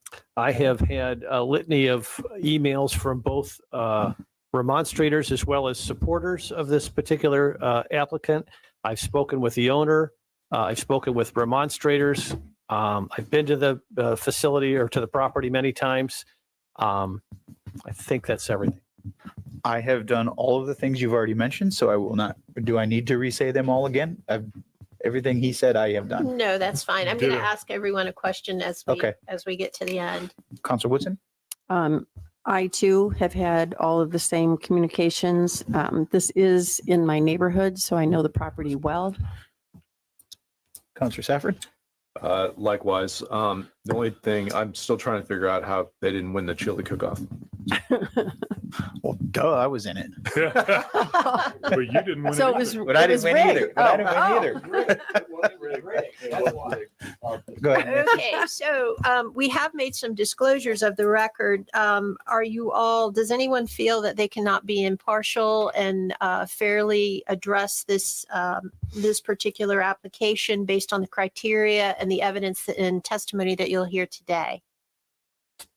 Counselor King? Does the applicant want to ask any questions of any of the members regarding any disclosures that were made? Okay, we're good to go. Okay. Sarah Prost has been qualified as an expert already by this town council, and based on her education and experience has been accepted as an expert in the field of land use, planning, and development in the town of Fort Myers Beach. Are there any other individuals who would like to be qualified as expert witnesses on behalf of the applicant at this time? Seeing none. Has the property owner applicant seen a copy of the agenda backup materials from staff? They are nodding their head yes. Go ahead, Sarah. Good morning. Sarah Probst with Community Development. Lisa Lahner, applicant, and Freeland Florida Holdings LLC property owner are applying for a special exception to allow for consumption on premises for a restaurant with a bar visible from the exterior of the restaurant and outdoor seating. Section 34-1264B2A3 allows restaurants with 50% of sales from food to have a bar. However, the bar may not be visible from the exterior of the restaurant. The Rude Shrimp restaurant is constructed of storage containers and is completely outdoors. So the bar is visible from the exterior and has exterior seating. Therefore, the bar at Rude Shrimp requires a special exception approval to operate. The property is zoned commercial marina, which allows marina accessory uses. The code defines marina accessory uses as uses normally ancillary and subordinate to a marina, including but not limited to boat dealers, sales of marine fuel and lubricants, marine supplies, boat motors, and boat parts, restaurant or refreshment facility, boat rental, minor boat rigging, boat repair and services, and motor repair. The original application for the Rude Shrimp Restaurant temporary permit was approved June 8th, 2023. In November, planning staff was made aware that there was an outdoor bar in this location. Staff has suggested 9 conditions of approval if the town council chooses to recommend approval for this request. These are the same conditions that were applied to the beach whale, special exception for outdoor bar, plus several that were recommended by the LPA. Staff has received several letters of objection and a letter of support, which the town council has received. The LPA recommended approval of this request. Staff is available for any questions you may have, and the applicant is also here. All right. Are there any questions from the applicant of staff at this time? No? Any questions for staff? I have a question, and you may not be able to answer it, but it seems a little archaic, I guess, the viewing of a bar from the exterior. Do you have any history on that or explain that? Or It's been in the code since prior to my being here. We've had several bars that required special exceptions because of this. Okay, thank you. I also wanted to point out that the applicant is going to be presenting you with a new site plan. Staff is not necessarily in recommending approval of this, and one of the conditions is that the variance shall only apply to the lot as shown on the provided site plan. There are concerns regarding the location of the coastal AE flood zone and the location of these structures. So that will need to be approved. If we're not sure, we may want to remove that condition that says that it has to meet that site plan. If they're not sure where things are going to go, I just wouldn't want them to be tied to something that we may not be able to approve. Nancy, can we actually approve something without knowing where it's going to be? So it's going to be subject to a approved site plan being presented. You basically are giving the discretion to staff to make that determination based on their new site plan. So you can make the decision, but you are delegating to staff To make the final approval, should it get approved? of the location of the site plan, yes. Okay. Questions for Sarah? So Sarah, when you say you're not necessarily in support of it, you're not necessarily in opposition to it either, correct? We have to make sure that they're actually landward of the coastal, what is it called? The coastal AE flood zone. And the plan didn't show that. So it would be us figuring out, we'd have to determine the location of that coastal AE So at this zone. point, it's fair to say you're just undecided or just need more information? Yes. Okay.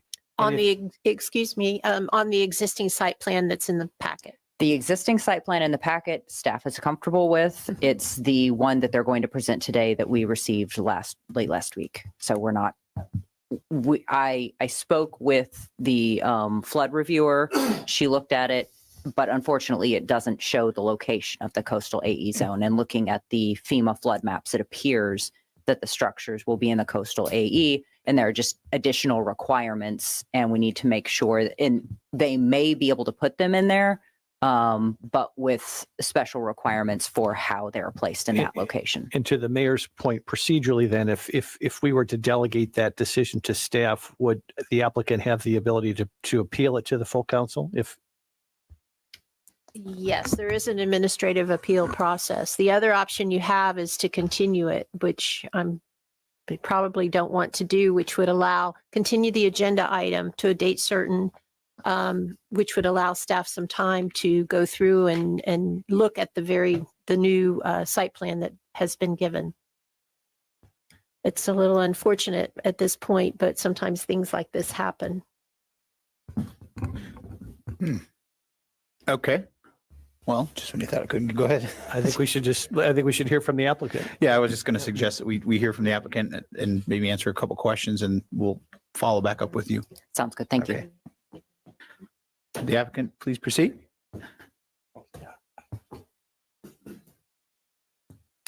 Good morning. Is it still morning? Good morning.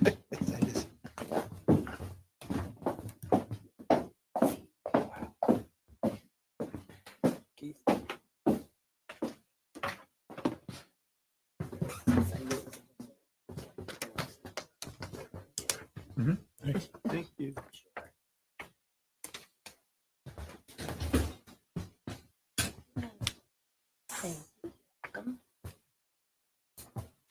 Thank you. Well, since it's You got it. Thanks. Good morning. Thank you. Just for the record, what Kara is handing us is a site layout of the new proposed layout.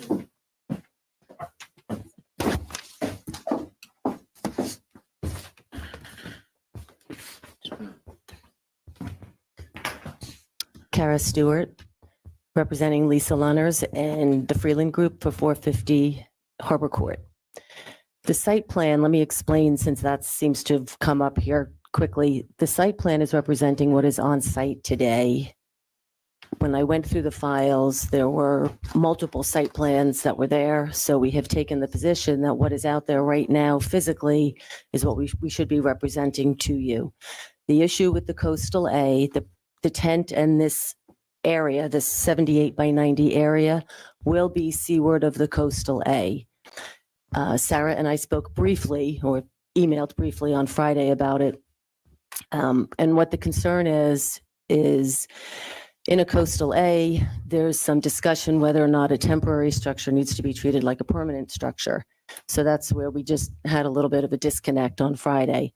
However, the applicant is willing to, if we go forward with this today, we know that we will have to come back to staff to resolve our temporary permit to reflect this site plan. We are willing and able to do that. And at that time, resolve the issue as to whether or not the structures just get removed from the site in the event of a storm, or if they need to be made storm-worthy where they sit today in a temporary fashion. That, I believe, is the conflict that we're having with staff that came about on Friday. Part of the application is to provide a evacuation plan. The applicant has done that and contracted with a vendor that would be able to come in within, I think it was a 48-hour notice, if there was an evacuation order, to remove all the equipment from the site. So we had taken that approach as opposed to making these structures permanent worthy as though they were staying there forever. The trailer or the storage containers by FEMA's regulations cannot be a permanent fixture there because they do not comply with breakaway walls. So there is some conflict. There's just some conflict going on, but we are in a position as far as a temporary use goes to go forward as a temporary use and either acknowledge that we have to evacuate these structures and or if we would need to make them flood compliant, meaning have your flood vents and probably a tie down is what I understand the conflict to be. So unless Kristen's not here, but that is what I believe is the conflict as far as that goes. So in the meantime, we were willing to go forward with this site plan and say, we know that we need to resolve one way or the other with this location, since this is where we've resolved some of the music issues and some of the noise confusion that had taken place. So it was kind of important to say, this is where we want it. This is where we're here for a bar that is visible. That's the whole purpose here, is just really for the bar that's visible. The bar is visible from the water in this configuration. It is not necessarily visible from the back because you don't know that it's a bar. It's just the back of a container.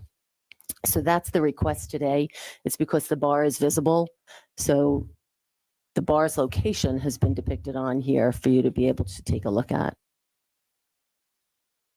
The noise issues that were brought up at LPA and prior, I believe you had a neighbor or two that were making complaints about the noise. The noise has been addressed. The location of the speakers have been angled and permanently wired facing away from the public and towards the water. The owner or the applicant also has her own sound meter. She has spoken to all the musicians that come and play on a regular basis to make sure that they're in compliance as well. The hours Kara, of before you move operation- on from that, looking at this, the stage is going to go back to where it was originally. The But the stage, speakers will be, correct, correct. The performer will be on that corner where it says stage, but the speakers have been recessed back facing out to the water. So the speakers are probably, I should say, like over where the bar is, and they're facing outwards. So there's a container around the whole thing blocking that sound as well. So I also have a question on the noise and the music and that type of thing. This whole ordinance has to do with a visible bar. Correct. So how did all this other get in here? I think there were And some. should it be? I think there were some neighbors, and the outside, we're outdoor seating. The request has been, not even the request, but the resolution is including the outdoor seating portion of it as well. If you were not in a temporary fashion right now and not dealing with something on a temporary basis, a permanent restaurant with outdoor seating would require a request as well. So it's the outdoor. questions for Kara? John, you have any questions? None. Vice Mayor Holt? So Kara, what you handed us just codifies what is there now. Is that right? Correct. All right. Thank you. I have no additional questions. Councilor Woodson, any further questions? So my understanding though too, that the actual restaurant, the whole setup was going to be moved once the Coast Guard vacated the spot so they could make provisions for that. Is that still? I had heard some of that as well.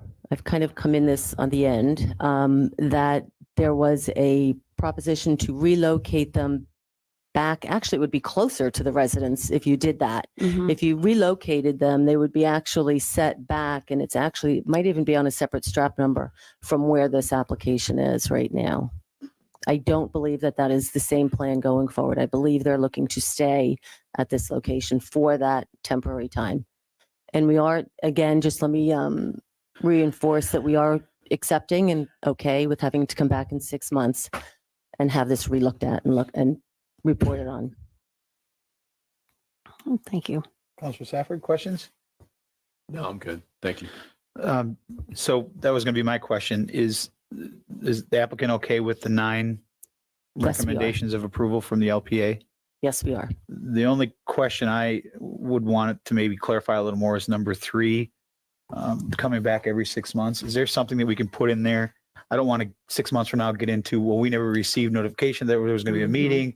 Is there something that we could put in there that the town will send a certified letter, or how can we do this so that 6 months from now, we don't have an issue of nothing was mailed. I can't prove it was mailed. I didn't get it. I missed it. Well, speaking to that comment, I think at a prior meeting that there was some discussion and delegation in our ordinance, that's the expedited variance process, that if the matter goes to the LPA and the LPA didn't have any objections, it was unanimous, no one objected, that it wouldn't have to come back to you. And that may fall into that category. Well, I guess I'm just looking at the underlined section that says the special exception shall expire if the applicant fails to coordinate with staff and attend the semi-annual public hearing renew. So we're putting the onus on the applicant to contact staff every 6 months to do it, is the way I read it. And that's the way you acceptable. understand. That's fine. Okay.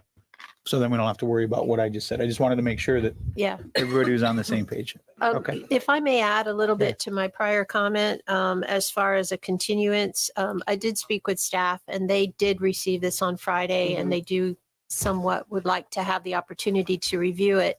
You do have another meeting this week on the 4th. We could have perhaps a special meeting so you could make a final decision that would give staff and the applicant some time just to try to resolve the issues on the site plan during that period of time, 2 days. You got a look on your face, Carol. What is it? I would just want what it is that staff has to review. The ordinance for the temporary trailers require them to be set back the same width of the trailer from the property lines. We are well in compliant with that. They are correct. They only received this on Friday. There have been a lot of site plans floating around. The issue with flood really, in my opinion, right now wouldn't have anything to do with this request, except if we were not able to comply with the flood requirement and had to relocate this bar, because this request is about a bar being visible. It was my only comment on it. You want to come up? Okay.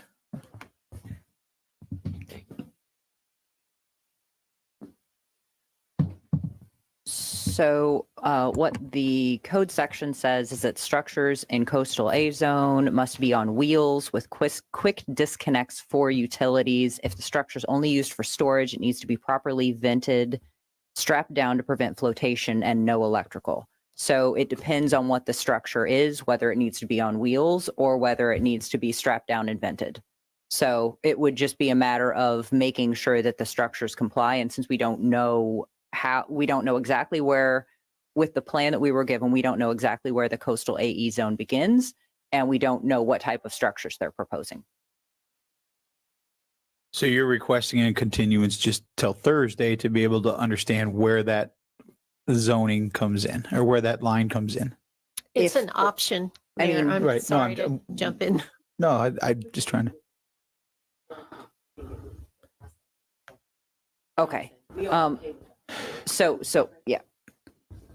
So did what she just said, I think, is they're okay if it gets approved with the determination made by staff.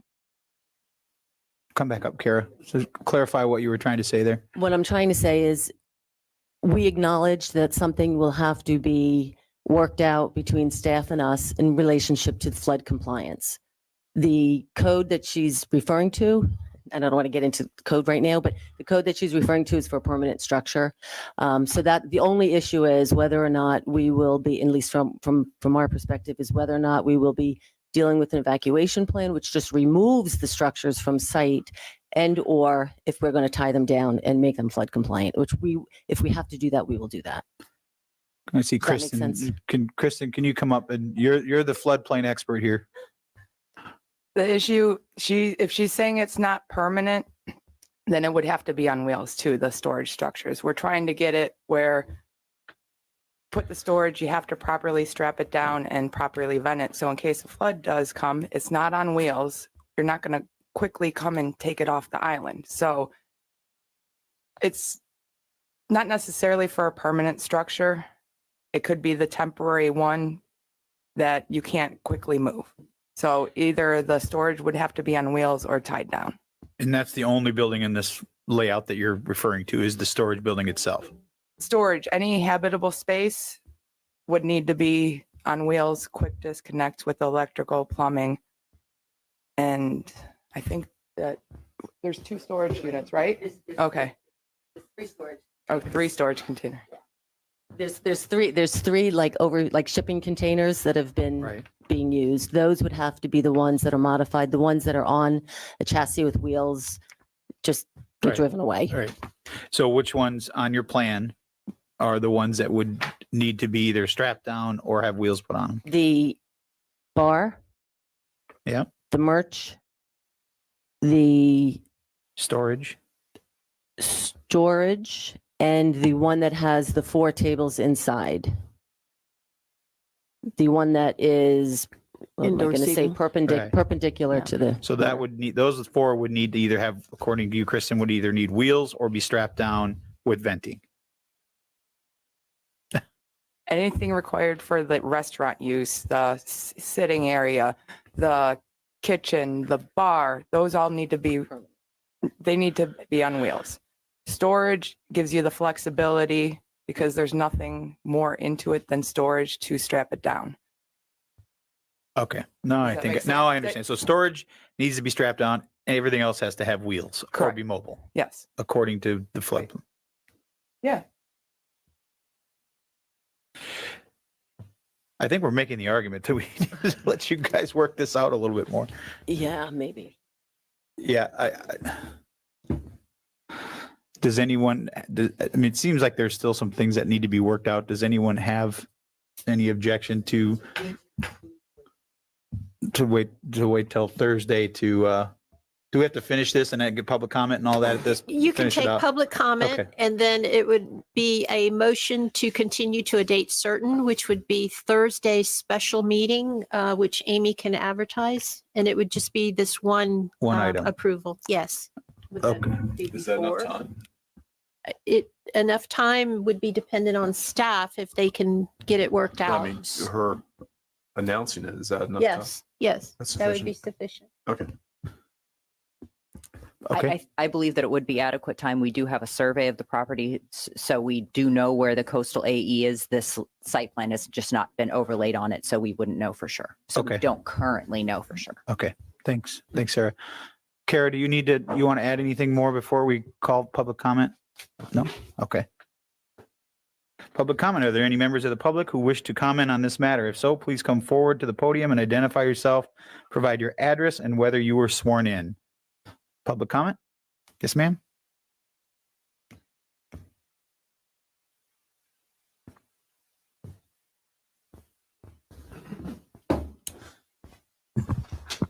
Good morning. My name is Jay Bonema, and we live directly across the canal from West Marina at 725 Matanzas Court. I know we've been attending meetings of the LPA and the town council. Way back in June, we brought this to the town's attention. And so thank you that we are finally here to be able to speak to you today. So there were a lot of things that were said at the March 12 LPA meeting, and I just want to clarify, we do not have any personal vendetta against the Rude Shrimp. We wish them well. And so, you know, it's all started as a problem with the loud live music. And had the Rude Shrimp been good neighbors from the beginning, and had the town help resolve the issue when it was brought to their attention, we wouldn't be here today. So thankfully, Mr. Ben Freeland, their landlord, stepped in and helped resolve the problem. So we are thankful that the Rude Shrimp tried to change their setup, and the loud music, I mean, the noise already improved, and we are very thankful for that. So as residents, you know, we had to defend our property rights. So for people who don't live on the island or who don't live close to the marina, they will never understand. So this variance will have a, you know, direct impact on the neighborhood, like across the canal where Matanzas Court is. So we support the town in its efforts to help small businesses come back. And we also ask, though, that in those efforts, we also ask for your help to support the residents too. We hope that the Rude Shrimp will honor their commitment to be good neighbors. If you must approve the variance, we hope you will keep all the conditions of approval. That's all, and thank you very much for all your hard work. Thank you. Thank you. Is there anyone else that would like to speak in public comment? Seeing none, we'll close public comment. I will now ask request a discussion or a motion from town council to approve with conditions, deny with reasons, or a continuance to a time certain. Discussion. Vice Mayor? I'm just going to ask this, and I understand if we have to wait till Thursday, but if we took a break for 5 minutes, could this be resolved, or do you need more time than that?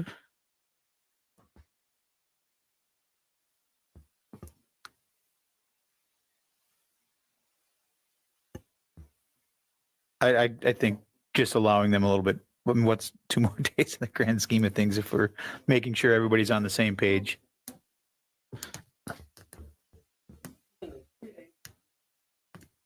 It's fine. Okay. I will make a motion then to continue till Thursday, the 4th. Do we have a At a time? special meeting. At a special meeting at After the MM. after the MMP, so we'll set the time as, There's 2 items on the MM. so we'll say 11 o'clock. That give us enough time. I'll second that. We got a motion and a second. Any further discussion? Roll call vote. Aye. Counselor King, Aye. Vice Mayor Adderholt, Aye. Counselor Woodson, Aye. Counselor Safford. Aye. All right, motion is unanimous. We'll see you again on Thursday. Want to take a quick break before we? Oh, we'll take a quick 10-minute break and come back 10:55.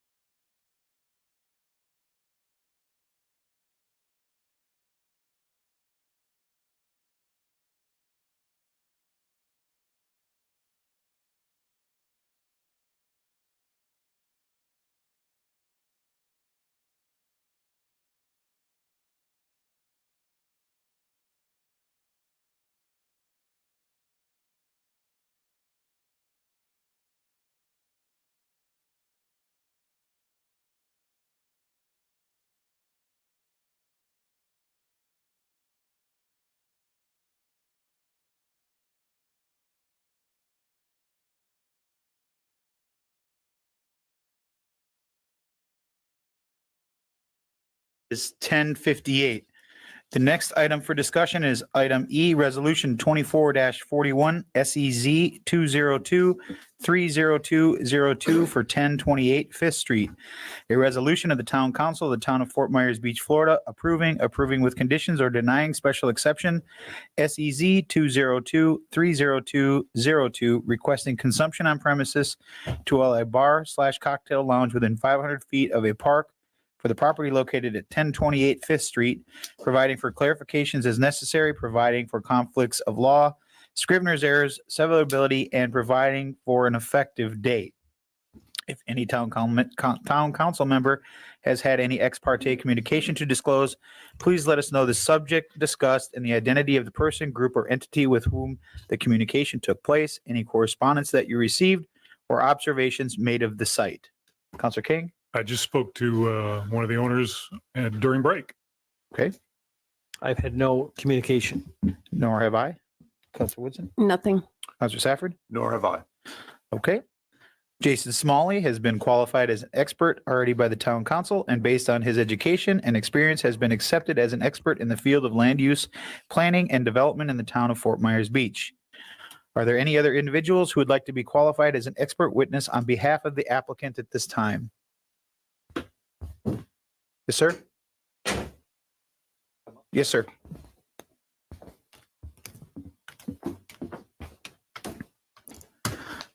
Okay, so I skipped this part last time at the LPA and they brought me up anyway, so I figured I'd jump up. For the record, Keith Long, I am an attorney with Long Law here on behalf of the applicant in this matter. For the purposes of this hearing, I am the attorney of record. I'm a land use attorney, been doing it for 10 years, and I'm an alcoholic beverage law attorney as well. Okay. I don't know what other qualifications you might require in order to. Is there a motion to approve Mr. Long as an expert witness on behalf of the applicant? So moved. Second. Got a motion by Councilor Safford, seconded by Councilor King. Any further discussion? All those in favor signify by saying aye. Aye. Opposed? Hearing none, motion carries unanimously. Thank you, sir. Mr. Smalley, take it away. Good morning. My name is Jason Smalley. I'm with your Planning and Zoning Department within the Community Development. Good morning to all the counselors and all the staff. Before you today is a special exception request by Waves Island Bar Limited Partnership. They are here with their representative. You've just heard from Mr. Long. The request today is for Mr. Waves to get a designation as a bar and cocktail lounge. The reason for this is it opens up the ability for them to continue using their type of alcohol license in the hypothetical situation in which they have a month in which they do not reach the 51% of receipts being food. Our code requires that any bar or cocktail lounge that is within 500 feet of certain types of uses, in this case, 2 parks, need to come in for special exceptions. So that's what they've come in today to request. This is going to be for a standalone business. It is attached to another building, but it is a standalone unit and their uses are all interior to the bar. Again, the request today is really to just get a designation as a bar or cocktail lounge. At the LPA meeting, there was some discussions and a condition of approval that was recommended, and that would be that they would continue to serve food even in those hypothetical times in which their receipts did not hit 51% food. So that was requested of them. They had indicated they agreed at the LPA, and so that was made a condition of approval. That final vote before LPA was 7-0. The staff has recommended a conditional approval also with the conditions that have been proposed at LPA. If there are any questions or concerns, sorry, I'm booming here. If there are any questions or concerns for staff, we're here for that. Otherwise, as I mentioned, the applicant and their representative are here as well. Are there any questions from the applicant for the staff at this time? No? And I didn't ask this before, but has the property owner or applicant seen a copy of the agenda backup materials from staff? Yes. Okay. All right. Questions from council for Jason? Anyone? You're leaning in, Councilor Woodson. No? All right. We're good for now. Mr. Long? And I did not realize that you were a member, or you are a member of the Cape Coral City Council. Depends on So who's asking. thank you know for your how that service. goes. Absolutely. Likewise. And again, for the record, Keith Long, on behalf of the applicant here, which in this case is Mr. Waves Island Bar General, our limited partnership. Again, as Jason had indicated, this is more of an administrative type use. There's not any presentation. There's no land changes going on or taking place here. Just to kind of flesh out the need, the code currently necessitates that a bar cocktail classification within 500 feet triggers the need for a special exception request. In my opinion, if you look at the aerials and the way that the property is situated, that's less of a concern because of the way that it's oriented. But a lot of the questions, particularly from staff and at the LPA, were about the bar cocktail classification. The reason that, as I'm sure all of you are aware, they currently are operating as a restaurant, doing very well and widely accepted by the community. But the beverage law, the only way to sell alcohol in the state of Florida for consumption on premise is either via two mechanisms: a restaurant license, which is what's called a 4COP SFS license, which is what they're currently operating under. And that license requires 51% or more food sales from food and non-alcoholic beverages. And then the other one is a non-restricted quota license, which is what you'll typically see at like a bar or a cocktail lounge or something like that. The reason why they want to move to that is because at any given day, it's something's particularly in an area such as this, where you tend to some variances in the food sales and the alcohol sales based on spring break or what have you. The state of Florida, DBPR, has strict adherence requirements for that 51%. And at any point in time, and they subject to audit annually, any point in time, if the state comes in and audits you and you're found to be outside of that compliance, even by 1 percentage point, they file an administrative case to revoke the license. So what the applicant is doing here is looking to ensure or hedge against those slight variations in those food sales by placing the quota into that location, and thereby the bar cocktail classification. For reference, it's the same exact license that Margaritaville right across the street is currently using in their location. Question I have for you, under that license, does it allow for package sales as well then, that particular license? Well, that license can be placed into a package store location, but it wouldn't be entitled to them by right at this particular use. That would be we'd have to get approval from the town in order to facilitate that type of use. The other question I had was, I watched the LPA hearing and I know that they have no intention of not serving food, but sure. If this was to get approved, could they technically say we're just going to serve a hot pocket and that would cover food? It's funny you say that. We used that during COVID. Not at this location. Yeah, theoretically you could. It wouldn't be good for business. I mean, the numbers are close. It's not a situation where they have a desire to be in a position where they're only a bar and a cocktail lounge. It doesn't make sense. I believe last time at the LPA meeting, he'd indicated they're even open for breakfast, which obviously is more food centric. So this is really just an administrative sort of hedge in order to do that.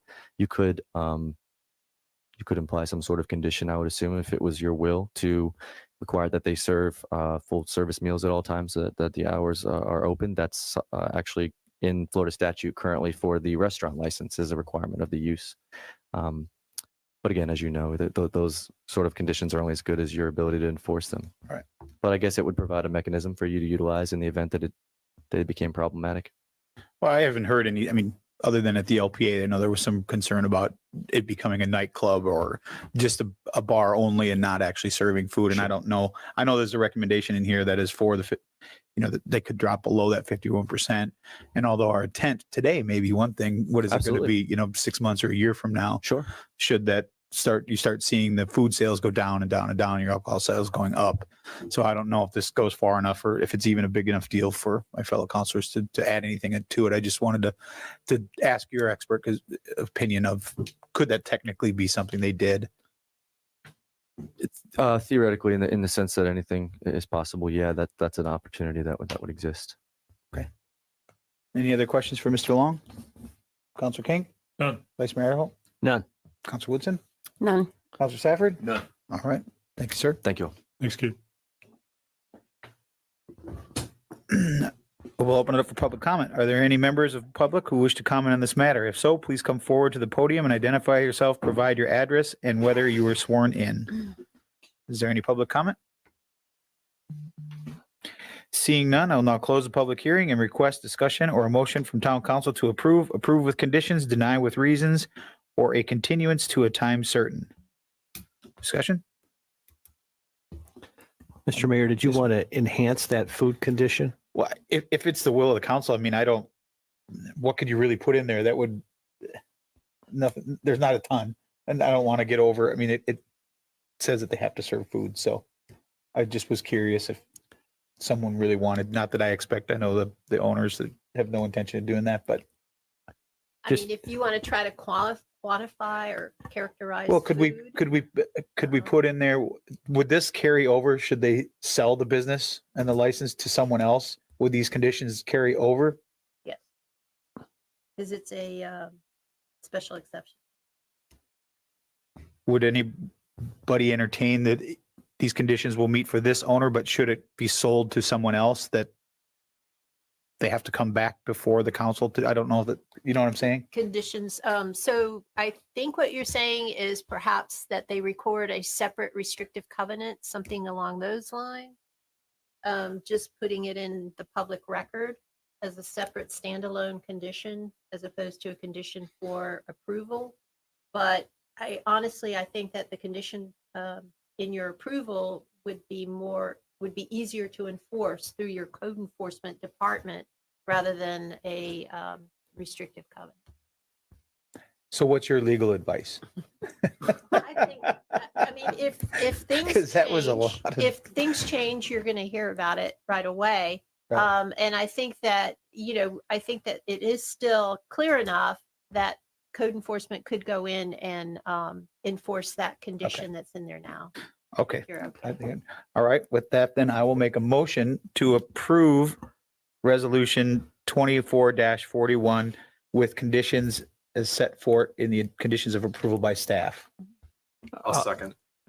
Okay, motion by Mayor Allers, seconded by Councilor Safford. Discussion? Only thing I would just add is that it just prior to Ian, I had lunch with the president of the chamber as well as the general manager for the cottage, and they were seeking similar relief because there were certain times of the year that they just dipped below that 51% number, and it really caused them some business planning challenges as well as jeopardize their license potentially as well. So I think this is a legitimate issue, and I support the effort here. Any further discussion? Roll call vote. Mayor Allers, aye. Councilor Safford? Aye. Councilor Woodson? Aye. Vice Mayor Adderholt? Aye. Councilor King? Aye. Motion carries unanimously. Congratulations. Next is resolution 24-57, variance 202-40046 for 718 Estero Boulevard.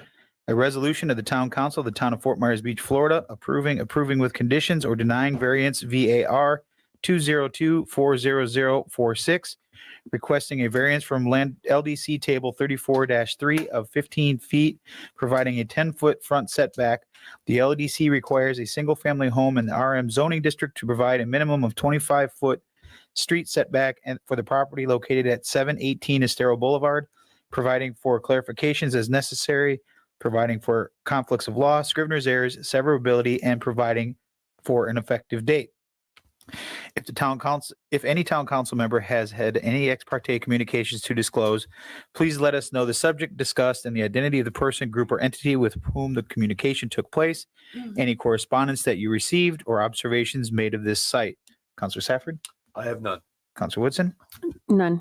I have none as well. Vice Mayor Adderholt? None. Councilor King? None that I recall. Okay.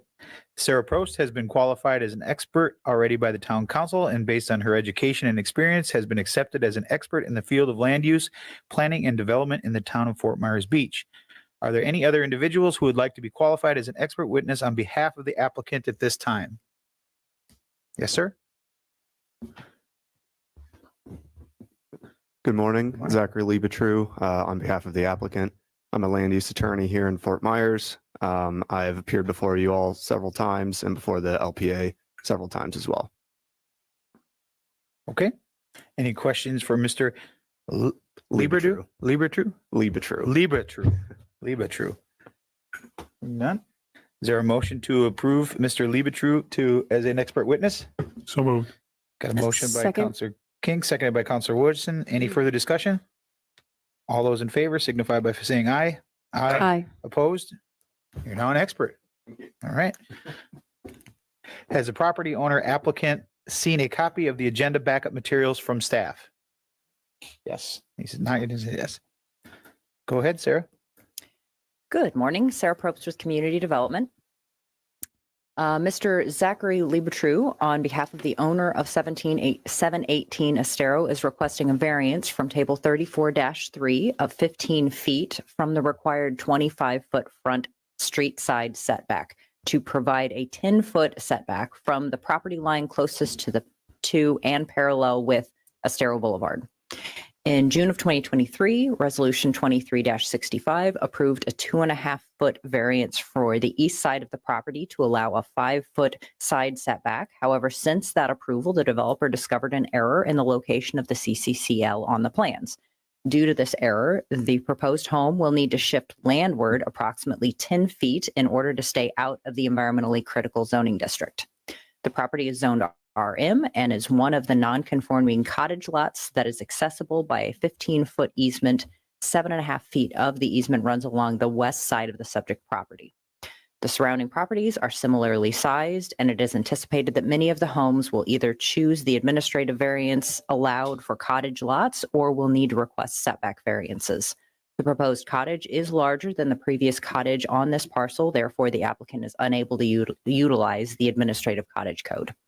Staff is available for any questions you may have, and the applicant is also here. The LPA recommended unanimous approval for this request. Okay, thank you, Sarah. Are there any questions from the applicant of staff at this time? Can't see him. No? All right. Questions from council for staff? Thank you, Sarah. Thank you. Mr. Liebertrue? And I have the slide presentation to give out.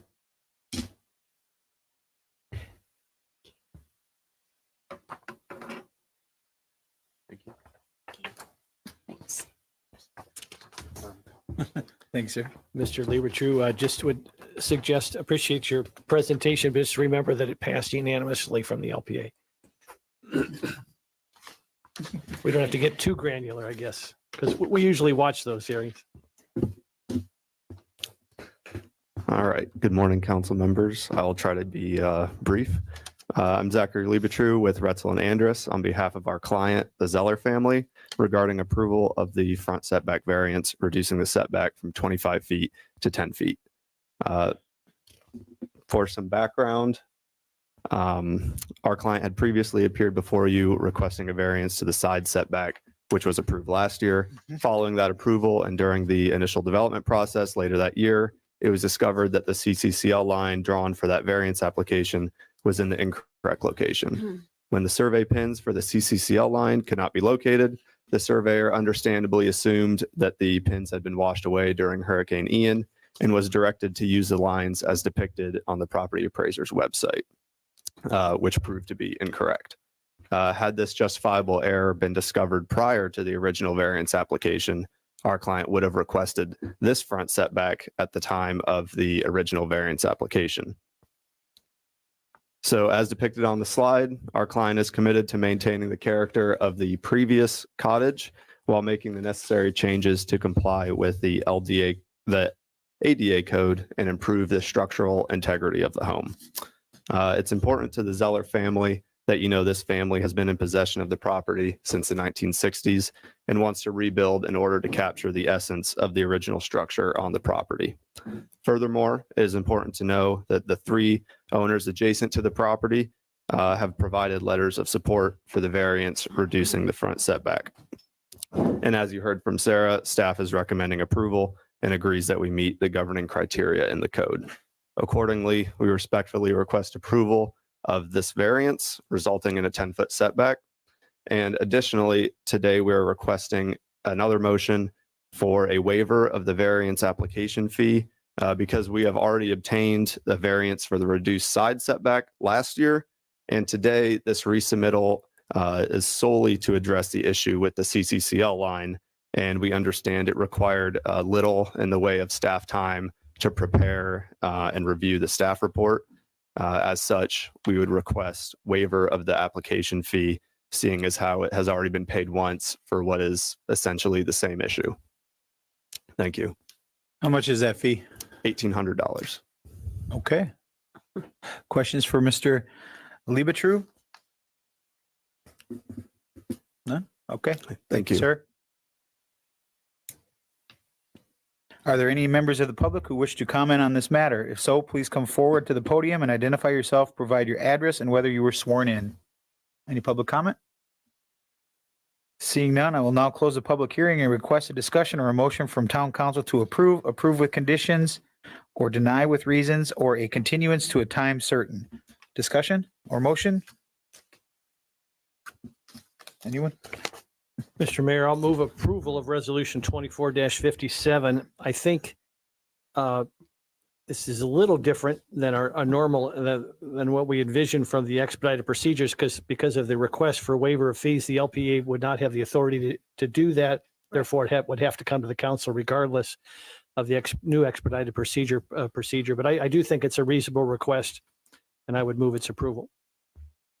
Got a motion by Vice Mayor Adderholt, Second. seconded by Councilor Woodson. Any further discussion? Nancy, look like you would like to add something to that. I'm sorry.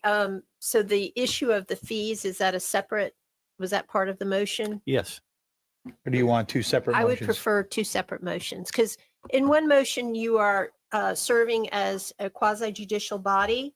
The waiving of the fees, you are serving in an executive fashion because that's money that would have been coming to this town. That's fine. Okay.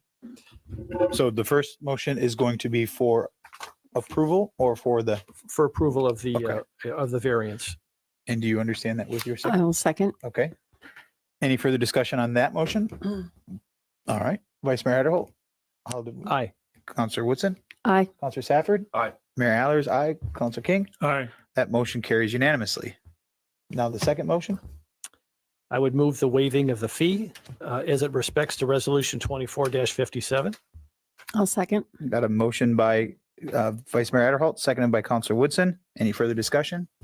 Is that also a roll call vote because it, or is it, You should do a roll Okay. call because money's involved. sounds good. Vice Mayor Adderholt? Aye. Councilor Woodson? Aye. Councilor Safford? Aye. Mayor Allers, aye. Councilor King? Aye. Motion carries unanimously. Thank you. Next is item G, resolution of the town of, it is for resolution 24-58, variance 202-40027, 250 Tropical Shores Way.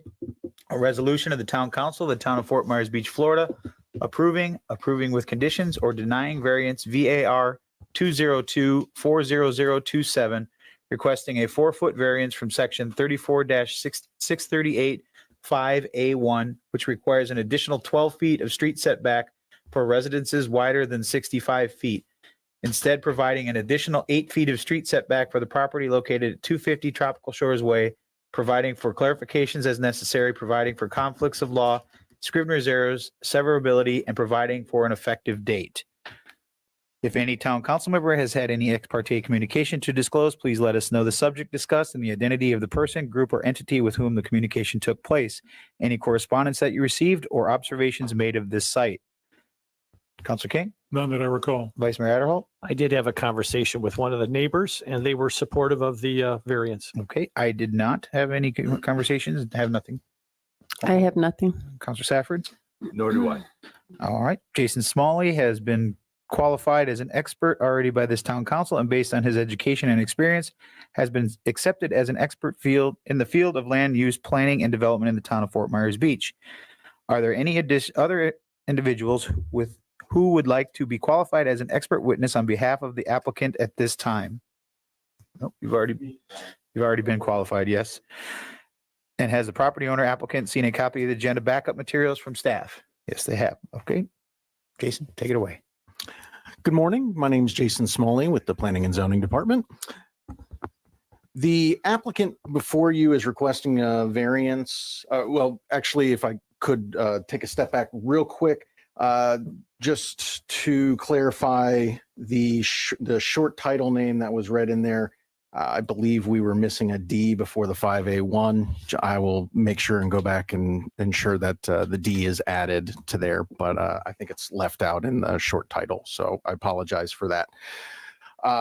Today, before you is a request to reduce the additional 12-foot setbacks on a property that, or a structure that is wider than 65 feet.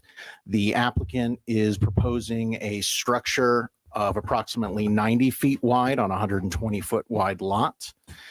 Therefore, the applicant was obligated to provide an additional 12 feet for those areas greater than 65 feet. So in this case, we're talking about a roughly 25 feet would have been subject to the additional 12 feet of setback. Normal front setbacks would be 25 feet for a home. Because this home is greater than 65 feet wide, or proposed greater than 65 feet wide, it would require an additional 12 feet to 37-foot setback. So their request before you today is to instead provide 8 feet of additional setback.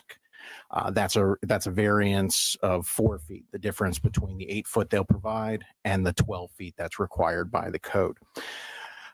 The staff had reviewed this, and based on the request of the structure being greater than 65 feet, staff viewed this as a design choice. They could have either made the house thinner, moved the house a little bit. There are multiple reasons from the applicant that they have chosen or do not believe that that is feasible to do that. And as such, they have chosen to come before you and request that 4 feet of additional variance, of 4 feet of variance, excuse me. As was mentioned in the code, these codes were in existence when they designed the home. We understand everything's gotten a little jumbled since the storm, but we just wanted to make that point because it was brought up in the applicant's suggestions and their analysis of the situation.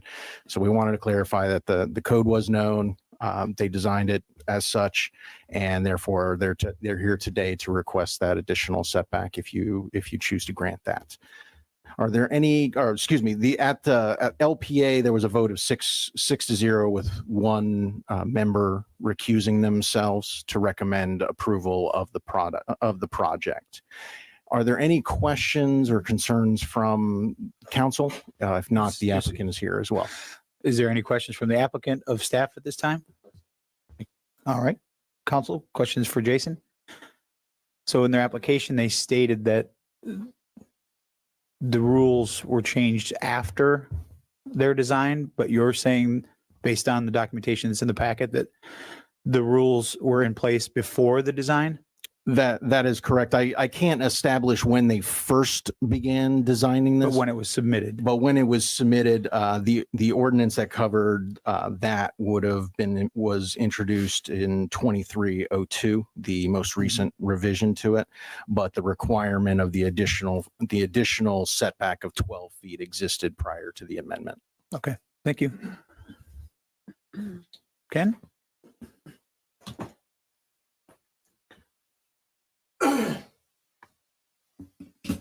I do have a copy of the presentation. Okay. Thank you. Thanks. Thank you.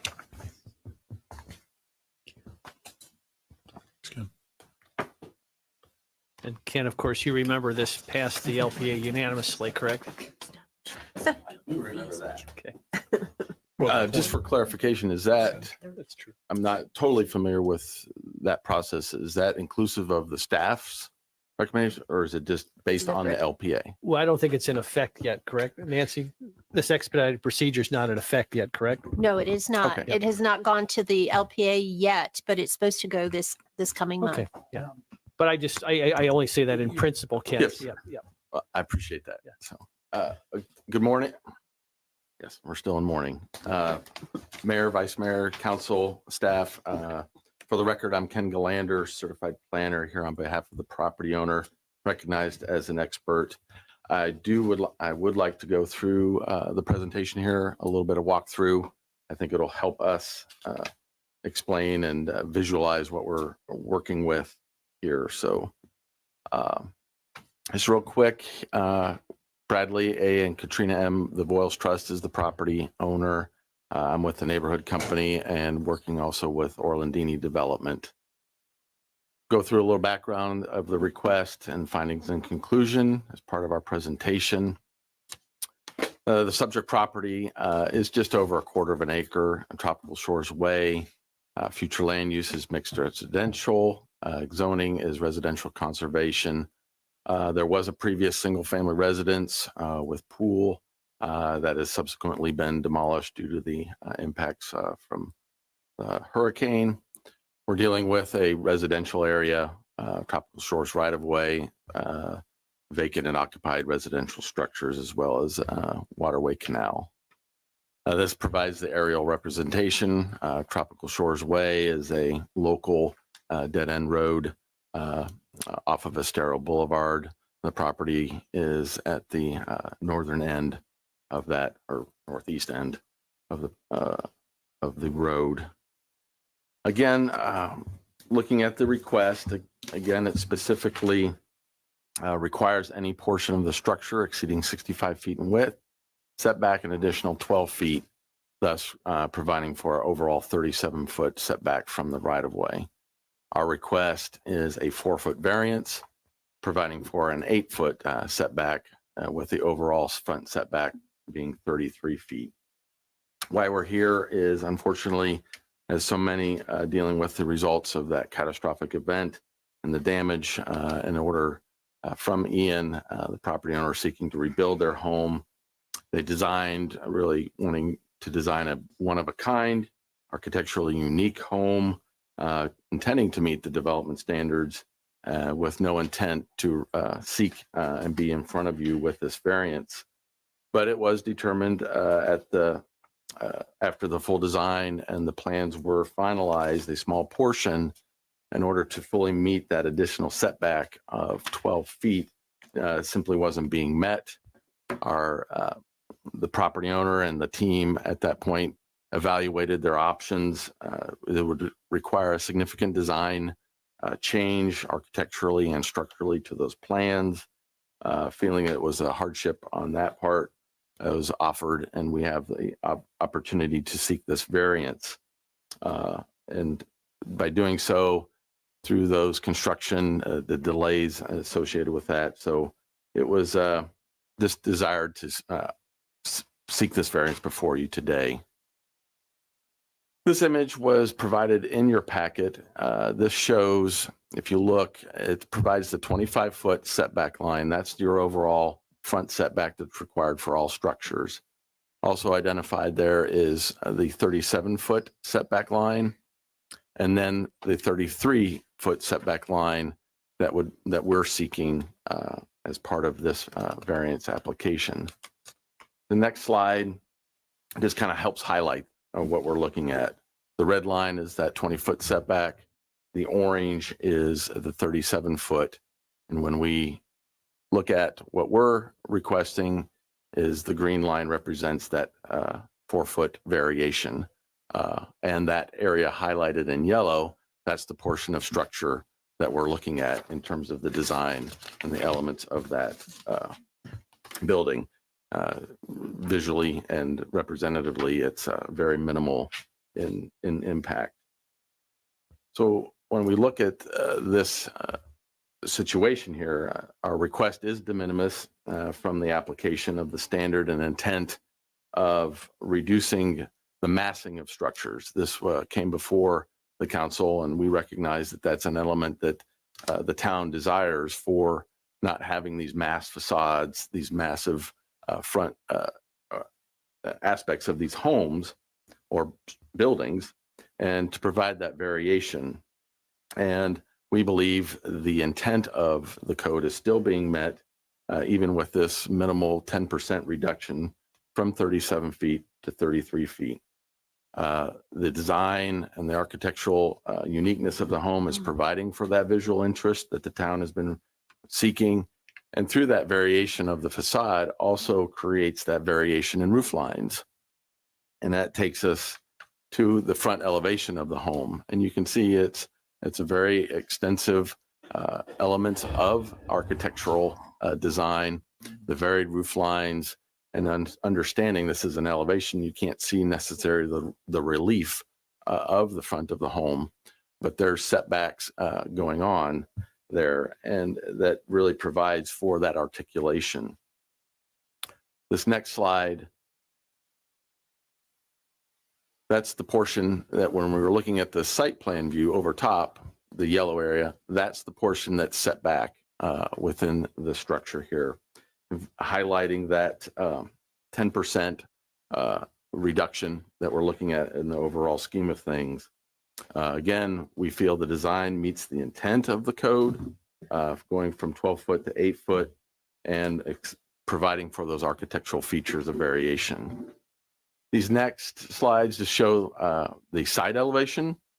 Obviously, the portions of the building that we're looking at are set back, so they're interior really to the building, so they won't be visible by any of the adjacent property owners to the sides.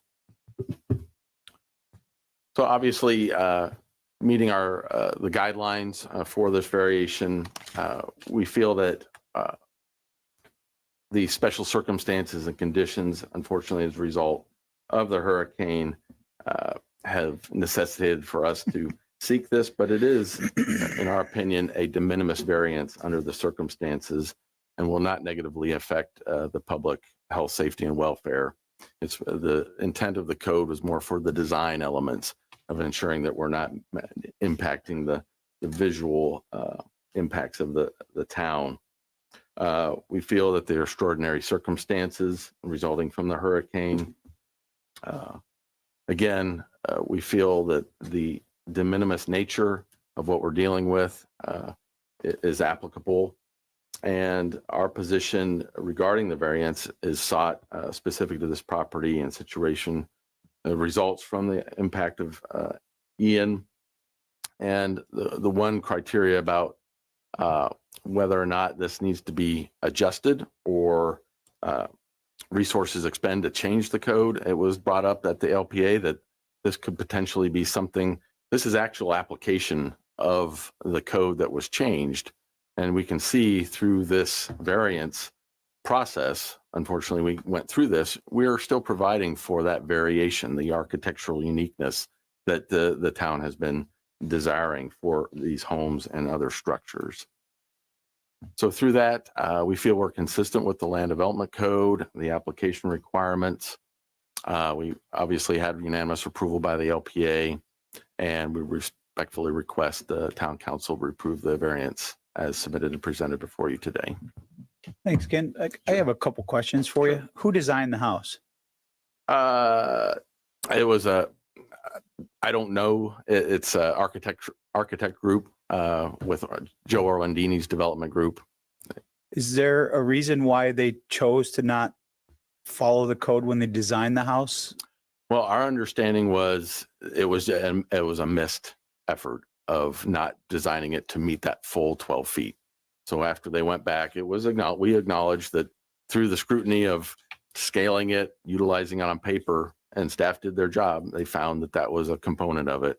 But we feel through meeting the intent and the circumstances behind this, we would rather seek the variance to before you today. No, I understand that. I'm just trying to wrap my head around why a decision has to be made that could have been made before the design. So someone in the private sector missed something that has caused this process. People make design errors, but we recognize that, and we just feel that this process enables us to seek it for you today. And I noticed one of the things that you mentioned that I've noticed has been talked about a lot, but I don't know how it can be used as this. Because of the hurricane, yes, we all know that we suffered, but again, this was designed well after the hurricane. Understood. And this is put in place. So trying to use that, in my opinion, as an excuse as to why the variance should be granted doesn't necessarily sit well. It doesn't make sense to me. Okay. But I think that the house is beautiful. I think what they've done is tried to meet all the things that we've done, but I just was curious on those couple questions. So. I understood.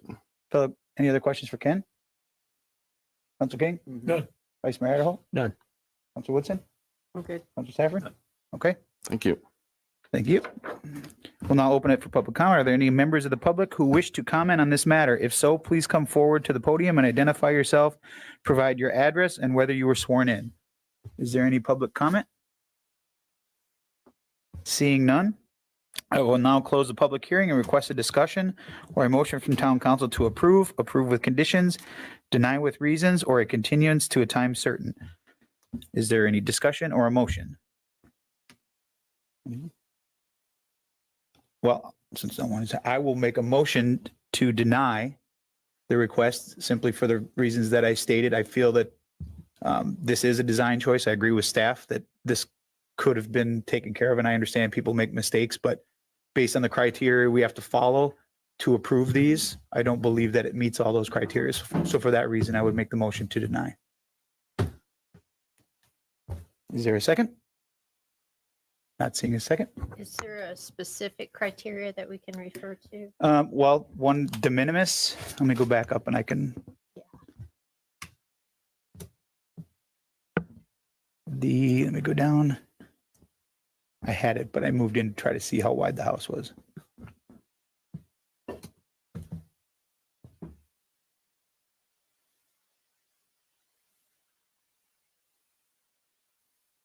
If someone finds it before me, please let me know what page it's on, because it was.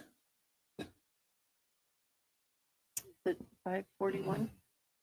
Findings and conclusions. Is Yeah, I'm that trying to what get to you're the looking staff report there. Yeah, It's listed 541. 541.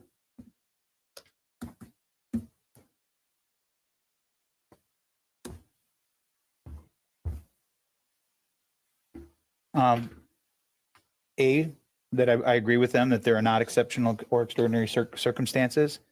That the condition, B, the conditions justifying the variance are the result of the applicant.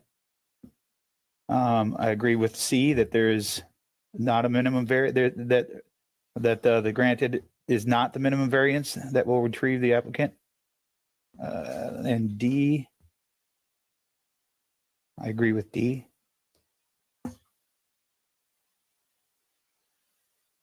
Okay.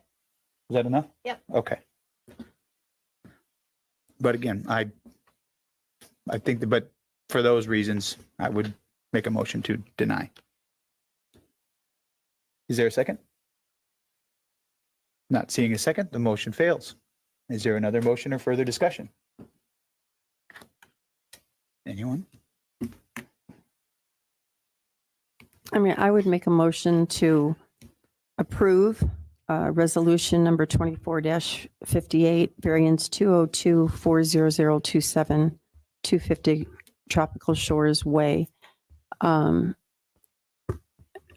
a lot of things that were mentioned, of trying to get the architectural vantage point of it, which we keep talking about. We don't want big box buildings. I know that for sure, but the way that the setbacks figure into the design is something that I think we're all moving towards. I watched the LPA meeting. I think they gave it a lot of scrutiny. There's a lot of conversation that went into things. So I would motion to approve. Okay, got a motion by Counselor Woodson. We're just trying to verify were there conditions?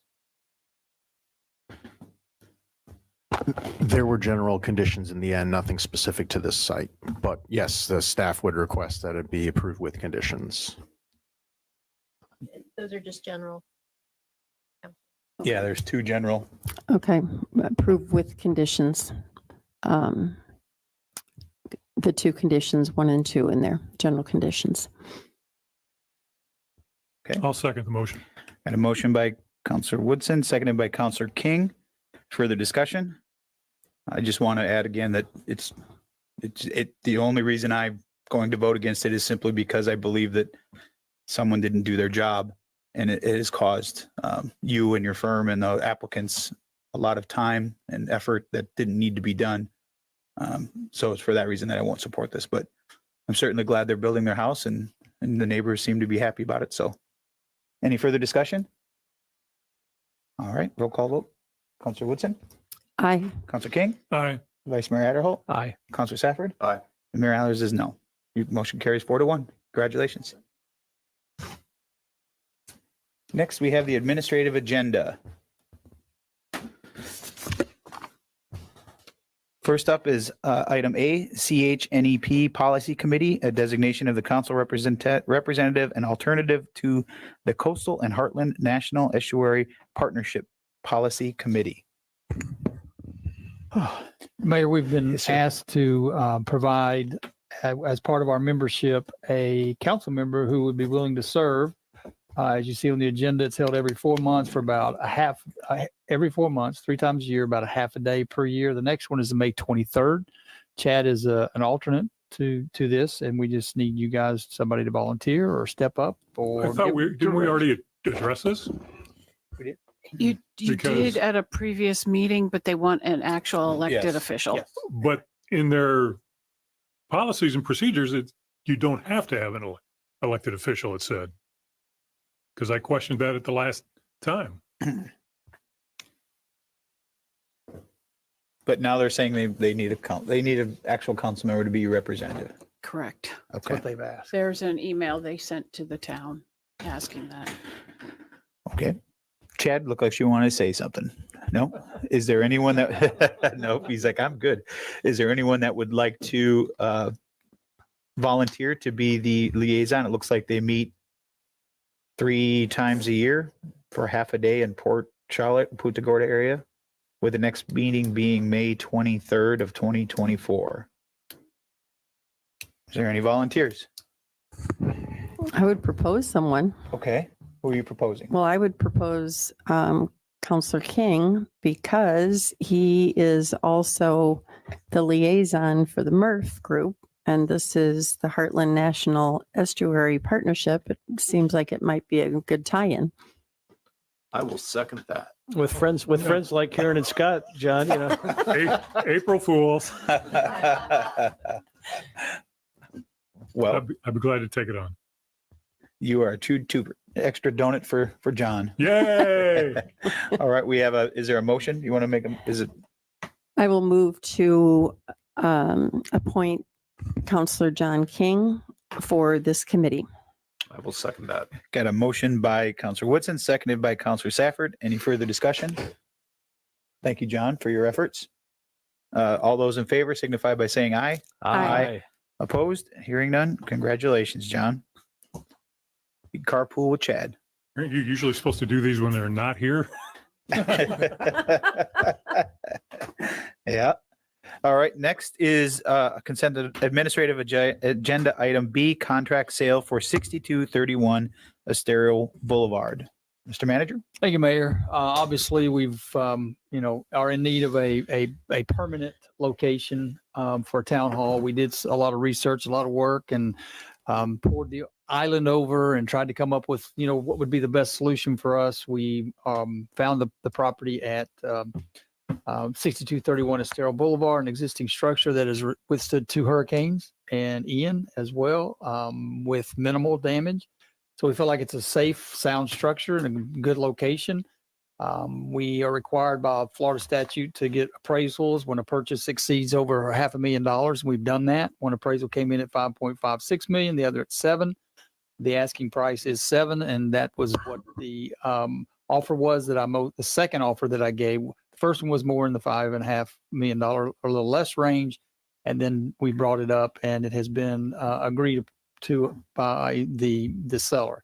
What we need from you is guidance and approval to enter into a contract, enter into a escrow, to get all those details worked out, through our attorneys, secure a real estate attorney with the guidance of our town attorney, and do all the things that we need to do now to start with the purchase of this particular property. And Frank and I have been working on this, and Nancy's been part of this. So any questions you may have, we are here to answer. Questions for Andy? There's a couple questions I have that have been brought up from the public. One, obviously, traffic. Have you looked at the impact for staff being on the southern end of the island during season?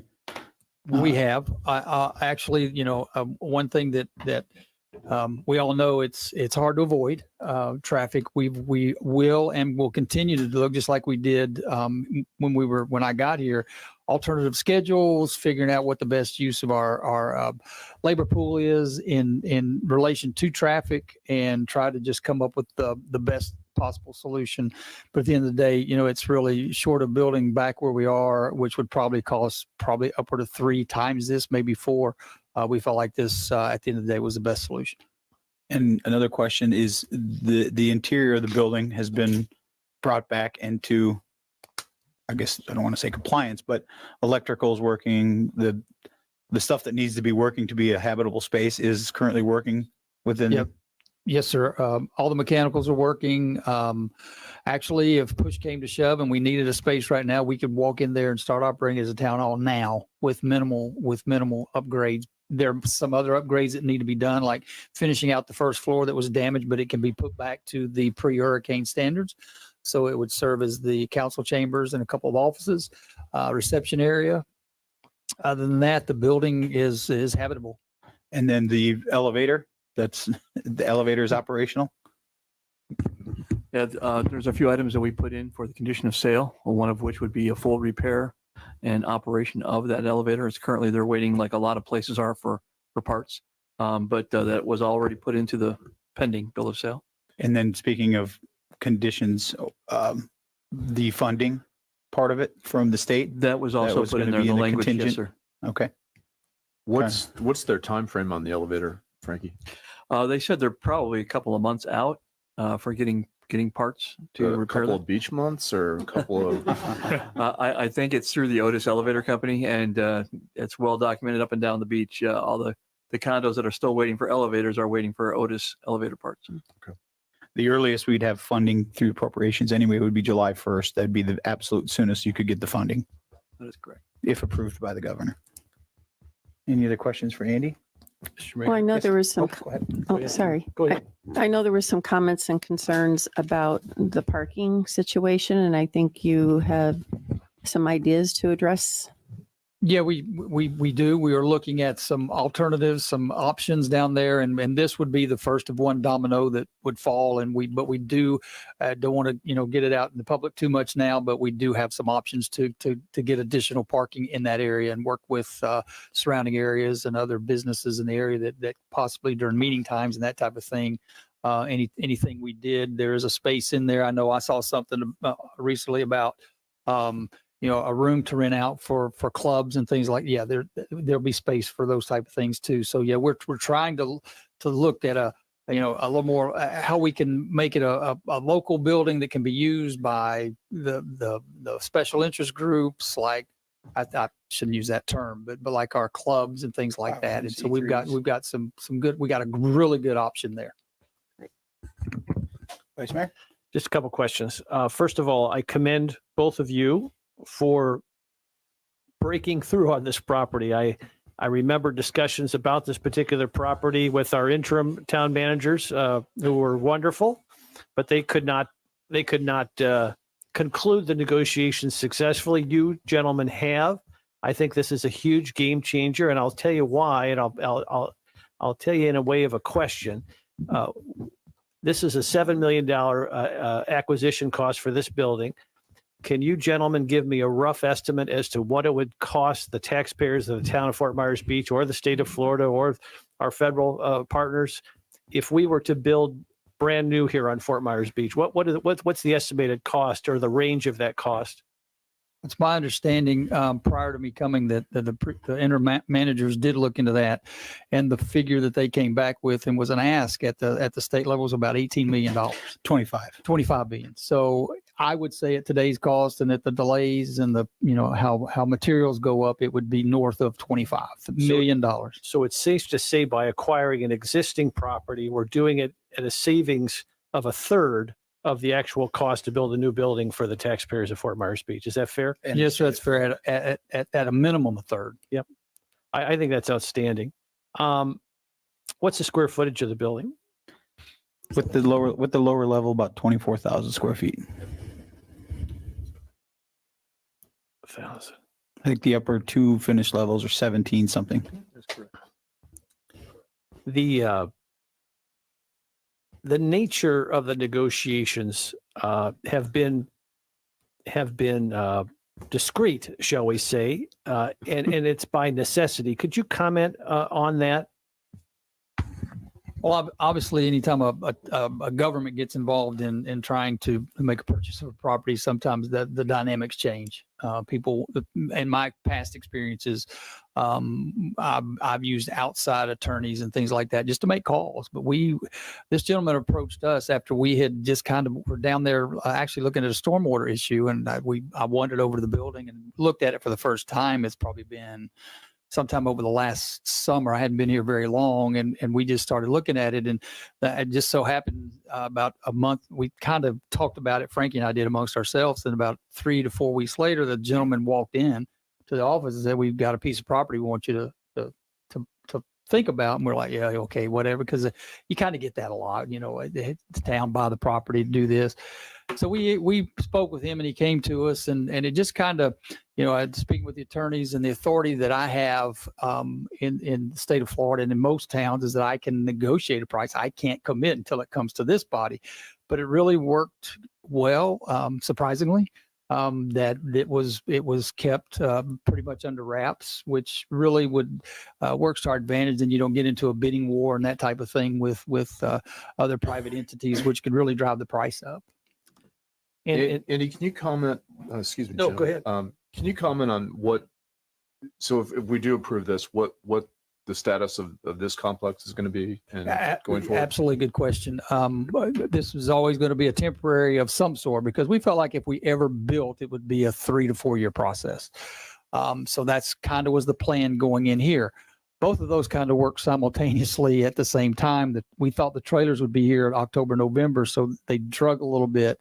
As a result, we've got an opportunity once this building's purchased and we start the process and we close, whether it be July or August or sometime like that, and we start the move-in process and the rehabbing process and the remodeling process, probably around the first of the year. So we'll be almost, a year into these. We've got an opportunity to buy a couple of these and continue to use these for some public works facilities, maybe even a senior center or something here on the property while we decide what to do on this property to build a permanent structure. So we've got some opportunity with lease trailers to maybe purchase trailers, sell them later, that type of thing. So we would just explore all of our options going forward and still consider those to be viable options. And you're still going to have public works operating out of here? We'd probably move trailers over to the back side of that property over there. There'll be no mooring field offices will be over there. It'll be just strictly for the public works where the vehicles are parked now. So a lot of the staff still won't have that traffic issue in season. They'll still be. That'll be spaced out. correct. Probably, 20 to 25 of those employees. And also some of those will be moving to the north tower.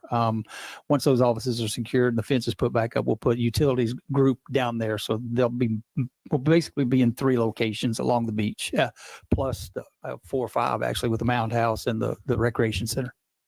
Great.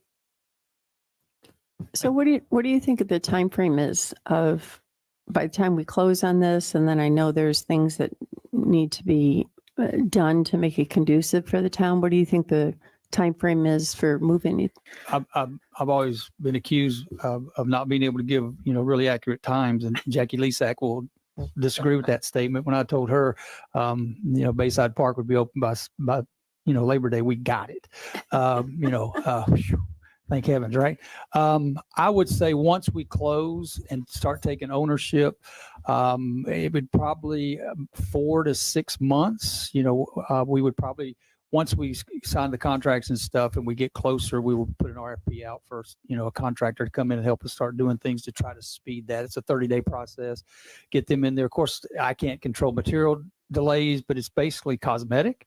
It's moving a wall here, moving a door here, that type of thing. It's not real major. So that's the good part. Building a few offices downstairs with some steel studs and, some sheetrock, and that's done.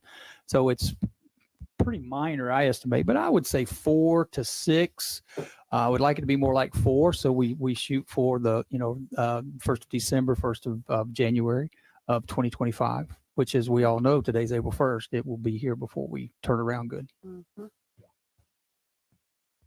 Jim, you had a question? Just wanted to follow up on that line of questioning about, and I would just yield to the town attorney here. Would you just elaborate a little bit on what the authority of the town manager is to negotiate a property transaction such as this? Well, he does have the authority to negotiate it, just as he would with other agreements that come before you, where you have staff negotiating with a potential vendor of a property.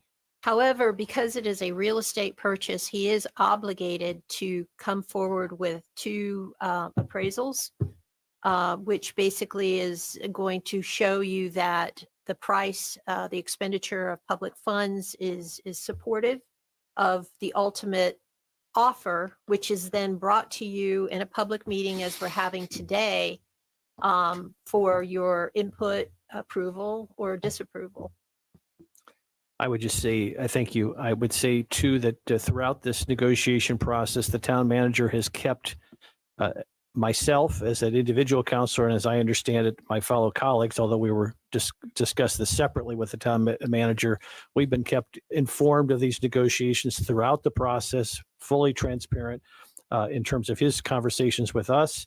And I would also say that this offer to purchase this building that we're here today is contingent upon approval of the town council.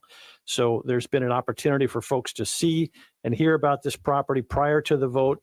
And I, once again, commend both the town manager and our director of operations for rediscovering this property and making it happen. Because I think, again, from a taxpayer dollar standpoint, to have it be a third of the projected cost of what a new building would be is, I think, a real game changer. So I commend you for your efforts. Vice Mayor, may I add one more item?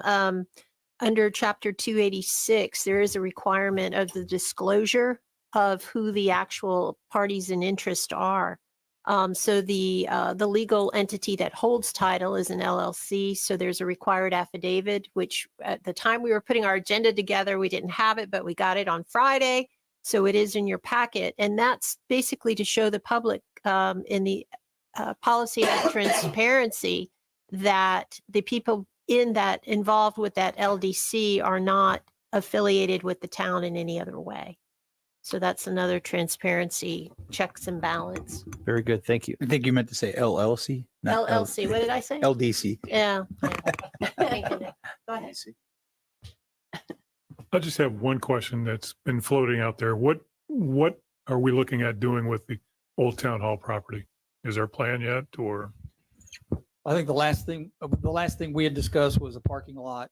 Of course, we've got public works and the storage of the vehicles in the backside and our dumpsters, that type of thing. But at this point, we will probably be, discussing with you more at length what to do and what direction to take, so we can, use it, what best suits the town going forward.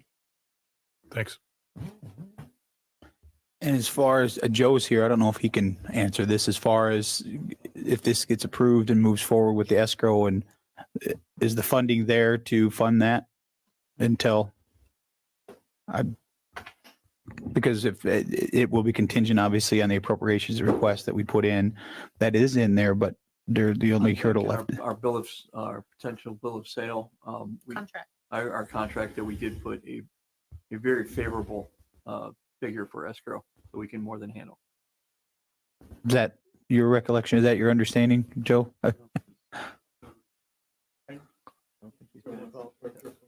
Actually have not seen that language, so I can't, verify or confirm, but I believe that's the case. Okay. It basically has involved our town attorneys, Andy and myself, for drafting this. Okay. So the escrow is, No, it's not touched. sorry, You went up or down? yeah, the finance. I'm sorry, the other one.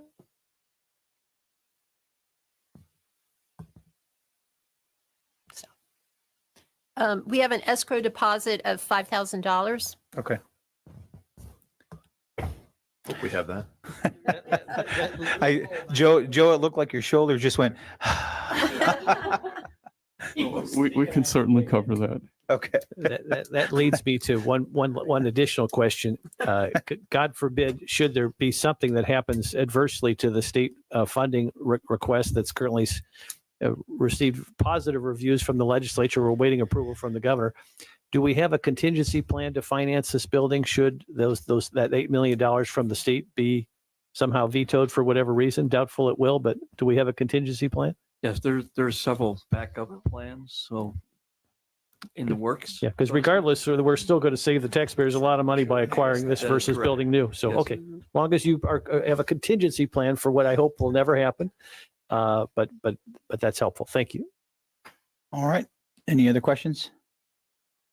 Is there a motion to approve or to deny? I'll make a motion to approve the contract for sale of 6231 Estero Boulevard, Newtown Hall. A motion by Counselor Woodson, Second. seconded by Counselor King. Any was- further just There is also a second part to that, authorizing the mayor or the town manager to execute any and all closing documents that might be needed. Does it need to be both or can it just be one? It can be one.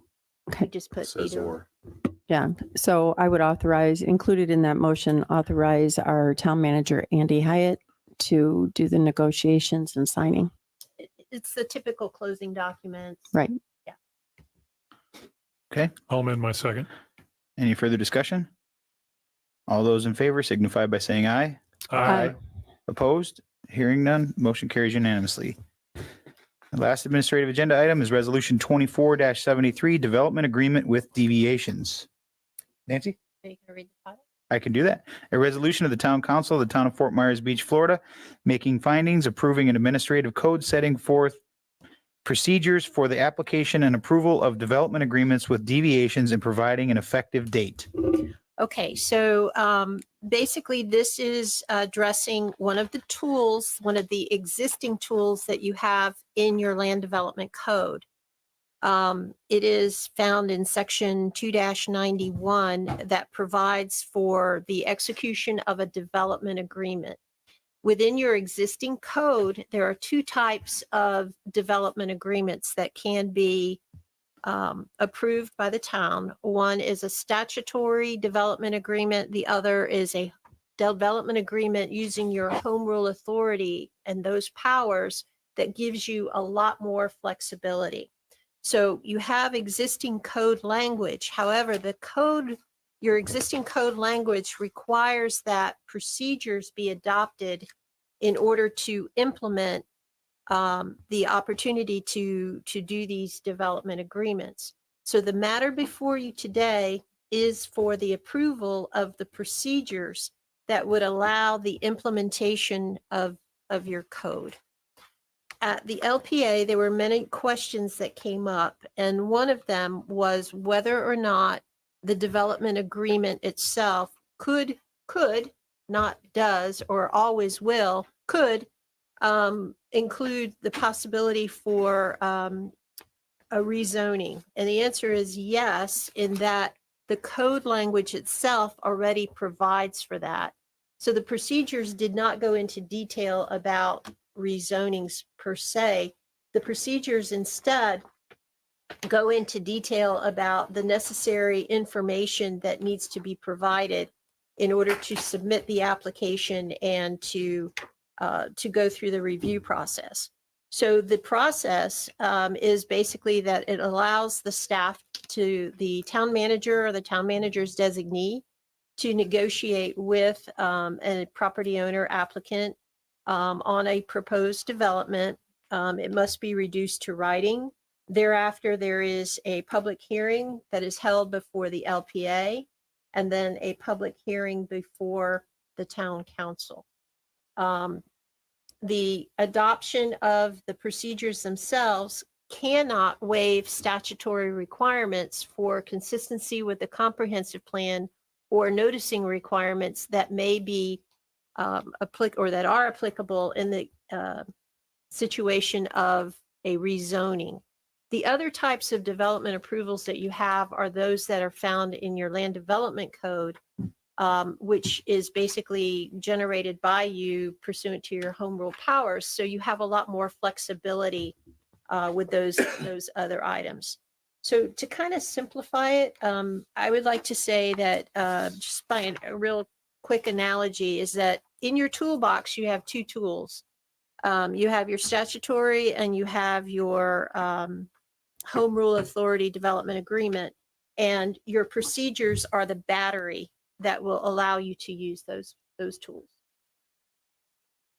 It does apply. I know the question was raised whether or not it applies to big projects or small projects. There is no differentiation between that. A lot of the differences, if it's a small project or a large project, is going to be in the terms and conditions of that development agreement itself, which again is going to be negotiated by staff, reviewed by the LPA, and then coming before you. So I think just to simplify it, even if it can be simplified even Yes. more, if approved, this does not automatically give away height, intensity, or density. It still has to go through the process, the hearing process of the LPA and the town council to get any approval. Correct. And I will say it is not a matter of right that you have. It has to go through the review process during the negotiation of the development agreement terms. That's when a proposal would come forward, again, by the LPA and then by you. You have the ultimate authority and approval process. I do want to add that at the LPA, at the conclusion of our meeting, there were several changes that were recommended to the draft. Page 783, if you're looking. Yes, I can run through those real quick. One was to clarify that administrative changes to height and density were not permitted. Any change to a height or density in an amendment to an approved development agreement would have to come to council ultimately. Adding the phrase existing conditions to section 1.6 to read a survey of the existing conditions of the land showing the approximate location. Number 3 is adding language to require a fixed date or at a minimum a timeline. Creating a new section 1.18 to require identification and a list of public benefits. Section 2.2, similar to the comments in 1.8, which was a timeline. Adding setbacks to 3.2.1, which I think is just an oversight, and then deleting the term sketch. In section 1.15, the feeling was that they can do a site plan, that was not too onerous of a requirement. And then also, this is our recommendation in section 5.1, where it does talk about amending a development agreement.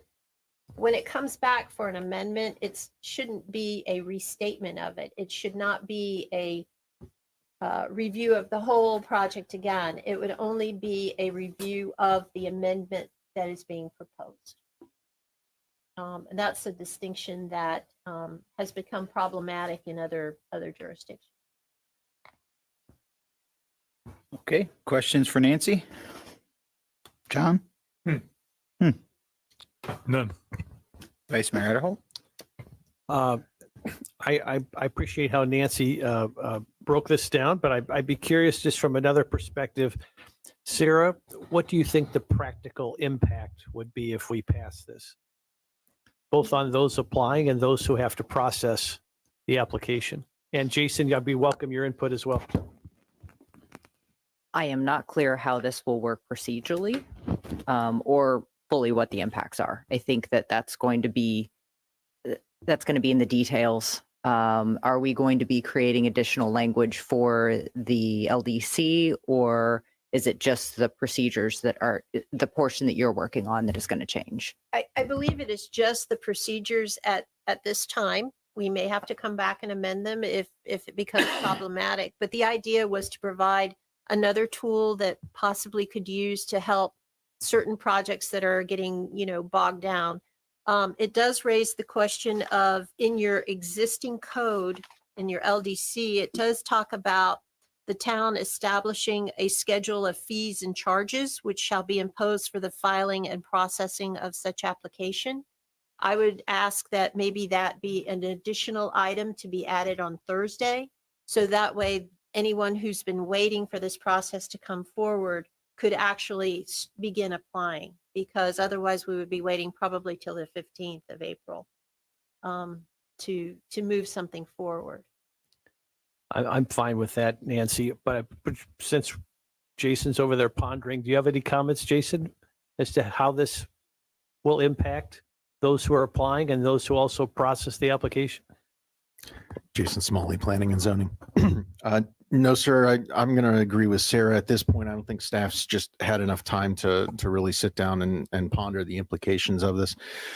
I would bring up one thing that was brought up in previous meetings, which was the question of, does this create a perverse incentive to create a market for getting these things to the goal line and then allowing them to be sold off, a vanilla box, if you will, of plans? I think staff's gonna look to that just to see if we end up with a bit of an issue, somewhat like the beach vendor, where we've created a market and a value to these plans. I don't know that that's been addressed to staff. I don't know if that can be addressed, but I know it's been brought up previous to now. I don't think the intent of this was to increase property value. I think the whole, and I want to give a shout out to Patrick Vaness. He's worked really hard on this, and I think he's done a fantastic job. But the goal always was to help the smaller guys get through this process, get shovels in the ground. This was not a boondoggle to help you increase your property value so you can sell. The whole idea of this was to make sure that, to help people get their buildings back as quickly as possible and reduce the cost and the time. That's the intent of this. Those are my only comments. And I think everybody understands what the intent was, but I think what Jason's trying to say is the consequences have nothing to do with the intent. The intent to do something and what could potentially be a consequence from a decision, I think, is what staff is referring to, which I completely understand. Yeah. And in speaking with Nancy about this, I agree with her. I don't know how this will be implemented or how it could be implemented, or if it will actually increase the time someone can get their shovel in the ground, or it will add to it. We don't know yet. We don't know how it's going to be implemented. So there's a lot of unknowns there. However, I thought for me, I've been the one who's been the most vocal about what is the need of this. Staff is telling us that they don't necessarily see a need for it or how it's going to really improve anything, because they can't say, yes, you can have 558 stories and unlimited density. They can't do that. That has to come through the process. So if a small project or a large project is coming through this agreement, even if they say no, they could still move forward, and then it comes to the council and then, or the LPA, then the council, and it could still be a no. LPA could say no, and council could still say no, we don't like it. And did they really save time? And that's where I was always kind of caught up. Like, but if my feelings have been, if as long as that isn't the case, that people automatically, whether you were large or small, you don't get increased anything by right just by going down this path, then I don't have an issue with it if it can speed up. But the other side is it could slow down, and it could lead to somebody going through the process, potentially getting more than what they are allowed and increasing their property value and then deciding to sell it. That's a consequence of being able to do this. At least in my mind, that's how I see it. So even though the intent isn't there, the consequence could be. Hopefully that doesn't happen, but it's a possibility. So, I mean, I'm not going to stand in the way of this. I think if this allows people to try to get at least through a process to start before they go down the entire CPD process, but I personally don't know how this is going to speed anything up, but until we see it implemented, we won't really know. Yeah, go ahead. So one thing that I think that it does sort of do, so planning staff is not designed to be negotiators. That's not our role. Our role is enforcement of the rules and evaluation based on the rules that council and previous councils have created. So our job isn't to work through, we don't do the horse trading. So maybe this gives the person coming in more of an ability to work with the group that can do the horse trading. Whereas we're we're in the position of, well, these are the rules and this is what you can ask for and this is what you can't ask for. So this might be another outlet. I think on staff side, our concern is our role as the sort of implementer of rules. Is that going to come too late? How will we make sure? Because then when it gets to the site plan process, if it doesn't work, it doesn't work. So just making sure that the procedures ensure that everybody comes together at the end on a project that can actually be built, as opposed to something being agreed to and worked out at a council meeting and then coming back to us on the site plan end and Public Works saying, well, it doesn't do this and it doesn't do this, and planning staff saying, well, there's not this and there's not that. So making sure that everybody, I mean, I think that's going to be the tricky part on this, making sure that at the end of the process, we end up with a development that can be built and will still work to the benefit of the whole town.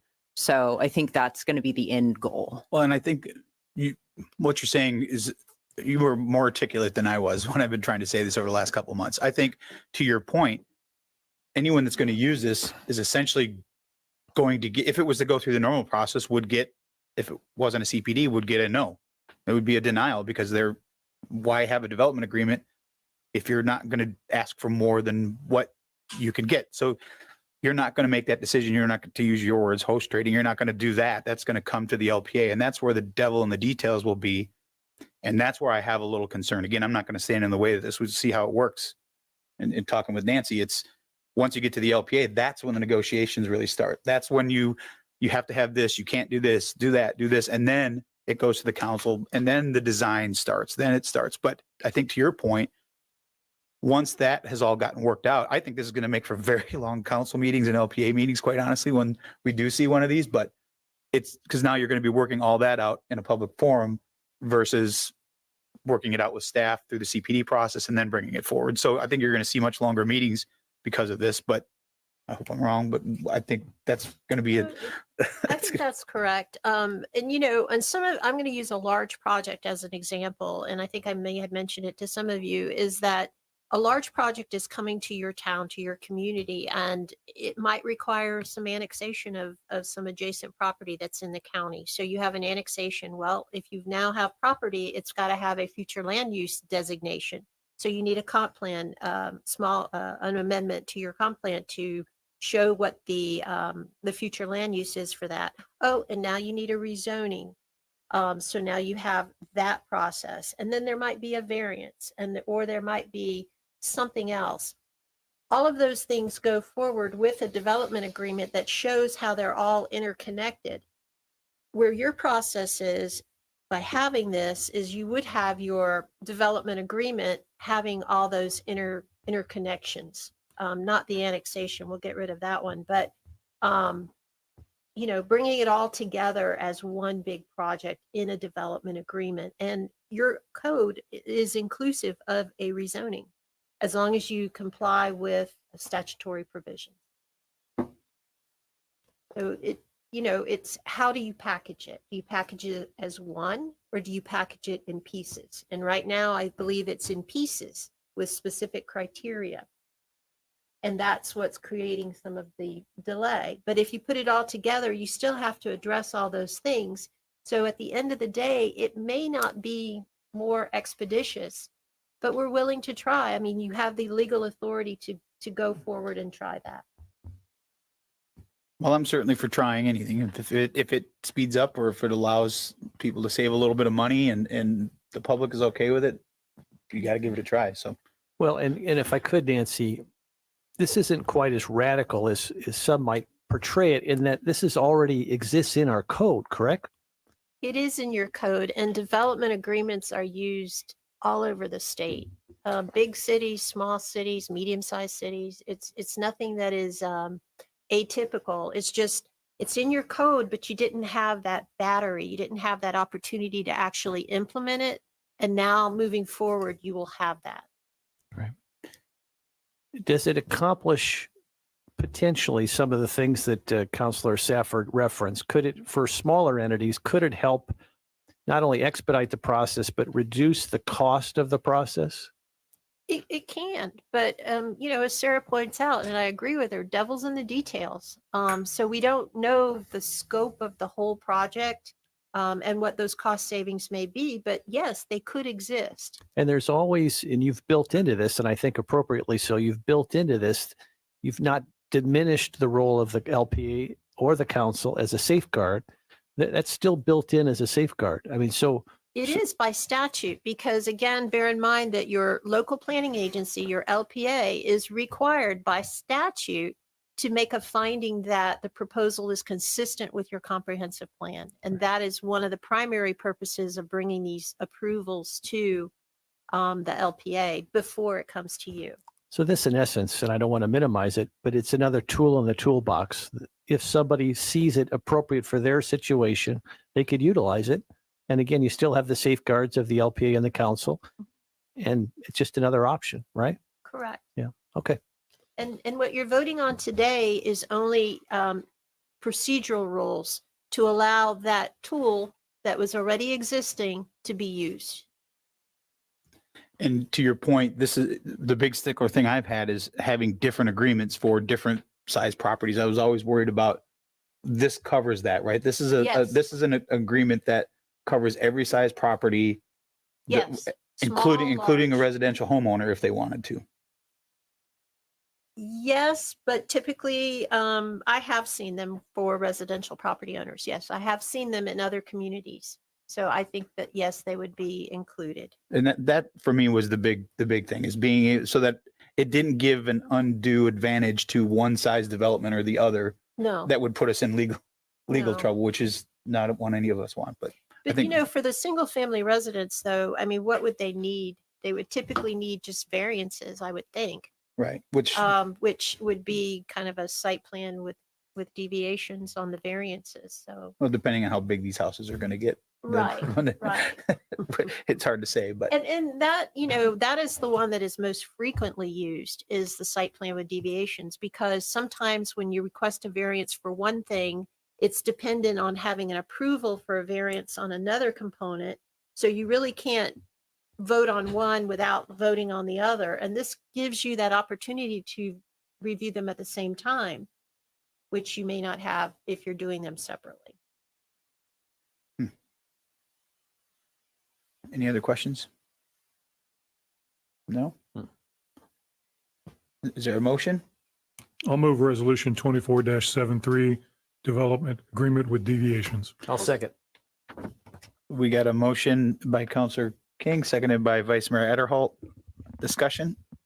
The only thing I would ask is that the conditions that weren't put in the Yes, the staff proposed changes, the amendments that were added by the by LPA. the LPA be added into the final draft agreement. Okay. So just for clarification, we're still gonna meet Thursday to set up the Let's, the fee. a separate, fees. yeah, let's do that maybe as a separate motion. Okay. So we'll vote on this first. Any other discussion? All those in favor of the motion signify by saying aye. Aye. Opposed? Hearing none, that motion carries unanimously. Okay, so now we would need a motion to direct the clerk and the attorney to put on the agenda at your special meeting that'll be held this Thursday, a discussion and possible approval of a schedule of fees and charges, which to be imposed for the filing and the processing of development agreements under this section of your LDC. Before I move that, do you have an idea what other towns typically charge? It's generally a little bit higher than typical application fees, just because there's multiple components to it. But no, I don't have a ballpark. It depends on the project. It depends on, and I will have that conversation with the town manager as well as with staff. So at least we could start the conversation on Right. Thursday. Sarah, how much? Well, I moved that. Well, before you do, Scott, let's flesh that out just a little bit more. Are we, when you prepare for Thursday, will you be looking at neighboring communities? Will you be comparing it to our own fee structure? All of the above? What will you be doing in preparation? Well, I will work with staff, starting with our town manager, because it does have a fiscal impact on, the town's revenues. to determine. I mean, if you're going for a site plan with deviations and you're requesting 3 or 4 variances, I don't know what the current process is as far as how much does that cost. Well, when you say it has an impact on the town's fiscal, you don't mean the overall fiscal, you mean just Well, the revenues from applying and maybe the cost But as that's all- far There's as gonna be the a- review process. that all goes to the There's same gonna- fund though, I guess Right, is my there's going point. to be Yeah. a lot of time on their hands that we've got to cover. Yeah, Can't no- make it ridiculous, but we still have to cover our costs. Yeah, no, I got you. I just, when you said overall fiscal, I think it's just just for the entity that does the approvals, because when you pay permit fees, it doesn't go to pay for utilities, or it just goes to help those who are processing the permits, right? Yes, and Andy, not to put you on the spot, but in former jurisdictions, do you recall maybe what the I really fees might don't. have? You know, that's I'll have okay. to go look. Okay.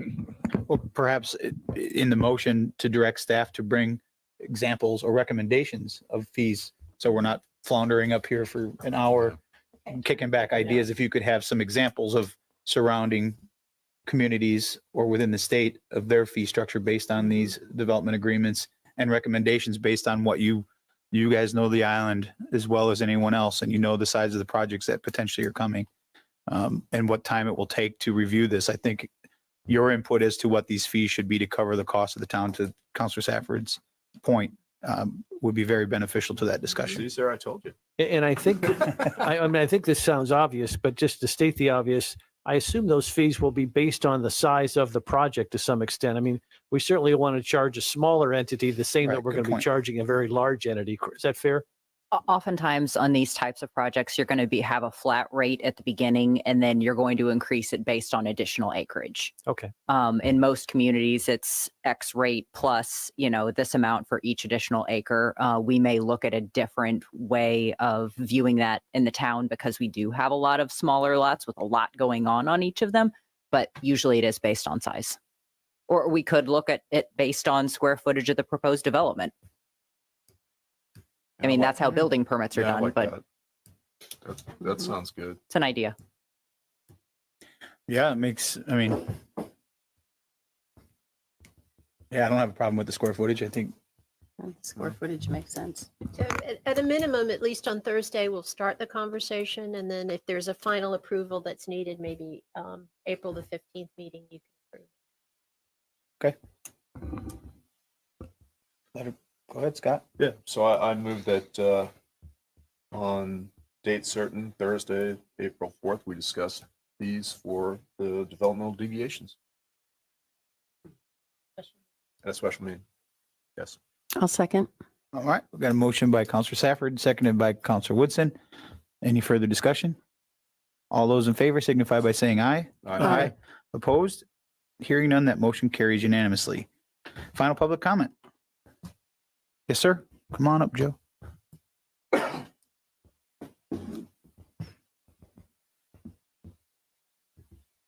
Joe Pugliese, live next to Newton Park. I heard Chad say he was going to talk to the contractor tomorrow or the next few days. Well, I spoke with the site supervisor last week. I asked him if he can move the heavy equipment a little further north away from my house. So take a wild guess what he did. He moved it closer to my house. I also asked him when it was going to be done. He says, well, we'll be out of there by Tuesday, which obviously you heard from Chad was an out and out lie. Okay. I am getting tired of this, being lied to by different people that work for this town. Now, everyone here, and you can ask your attorney, now knows that a contractor that you have hired is damaging my house on a daily basis. Something needs to be done or there will be legal consequences. It's as simple as that. I am not going to let this go on with no one doing anything about it. I suggest you do something immediately. I've already called my attorney and he's preparing a motion right now. Thank you. Anyone else like to speak in public comment? Hearing none, we'll close public comment. Town managers items. Thank you, Mayor. Just a couple of things. We talked about strategic planning.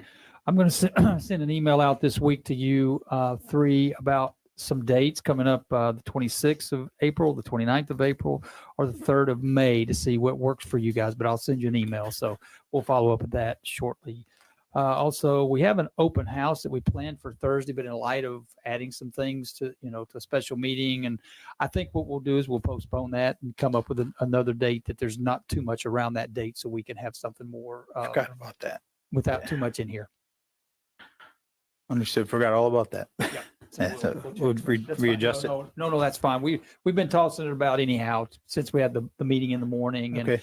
it just some timing things with some staff not here, so it'll work out. We can change it and just come up with a date that we don't have any conflicts coming up in April. Okay. That's good.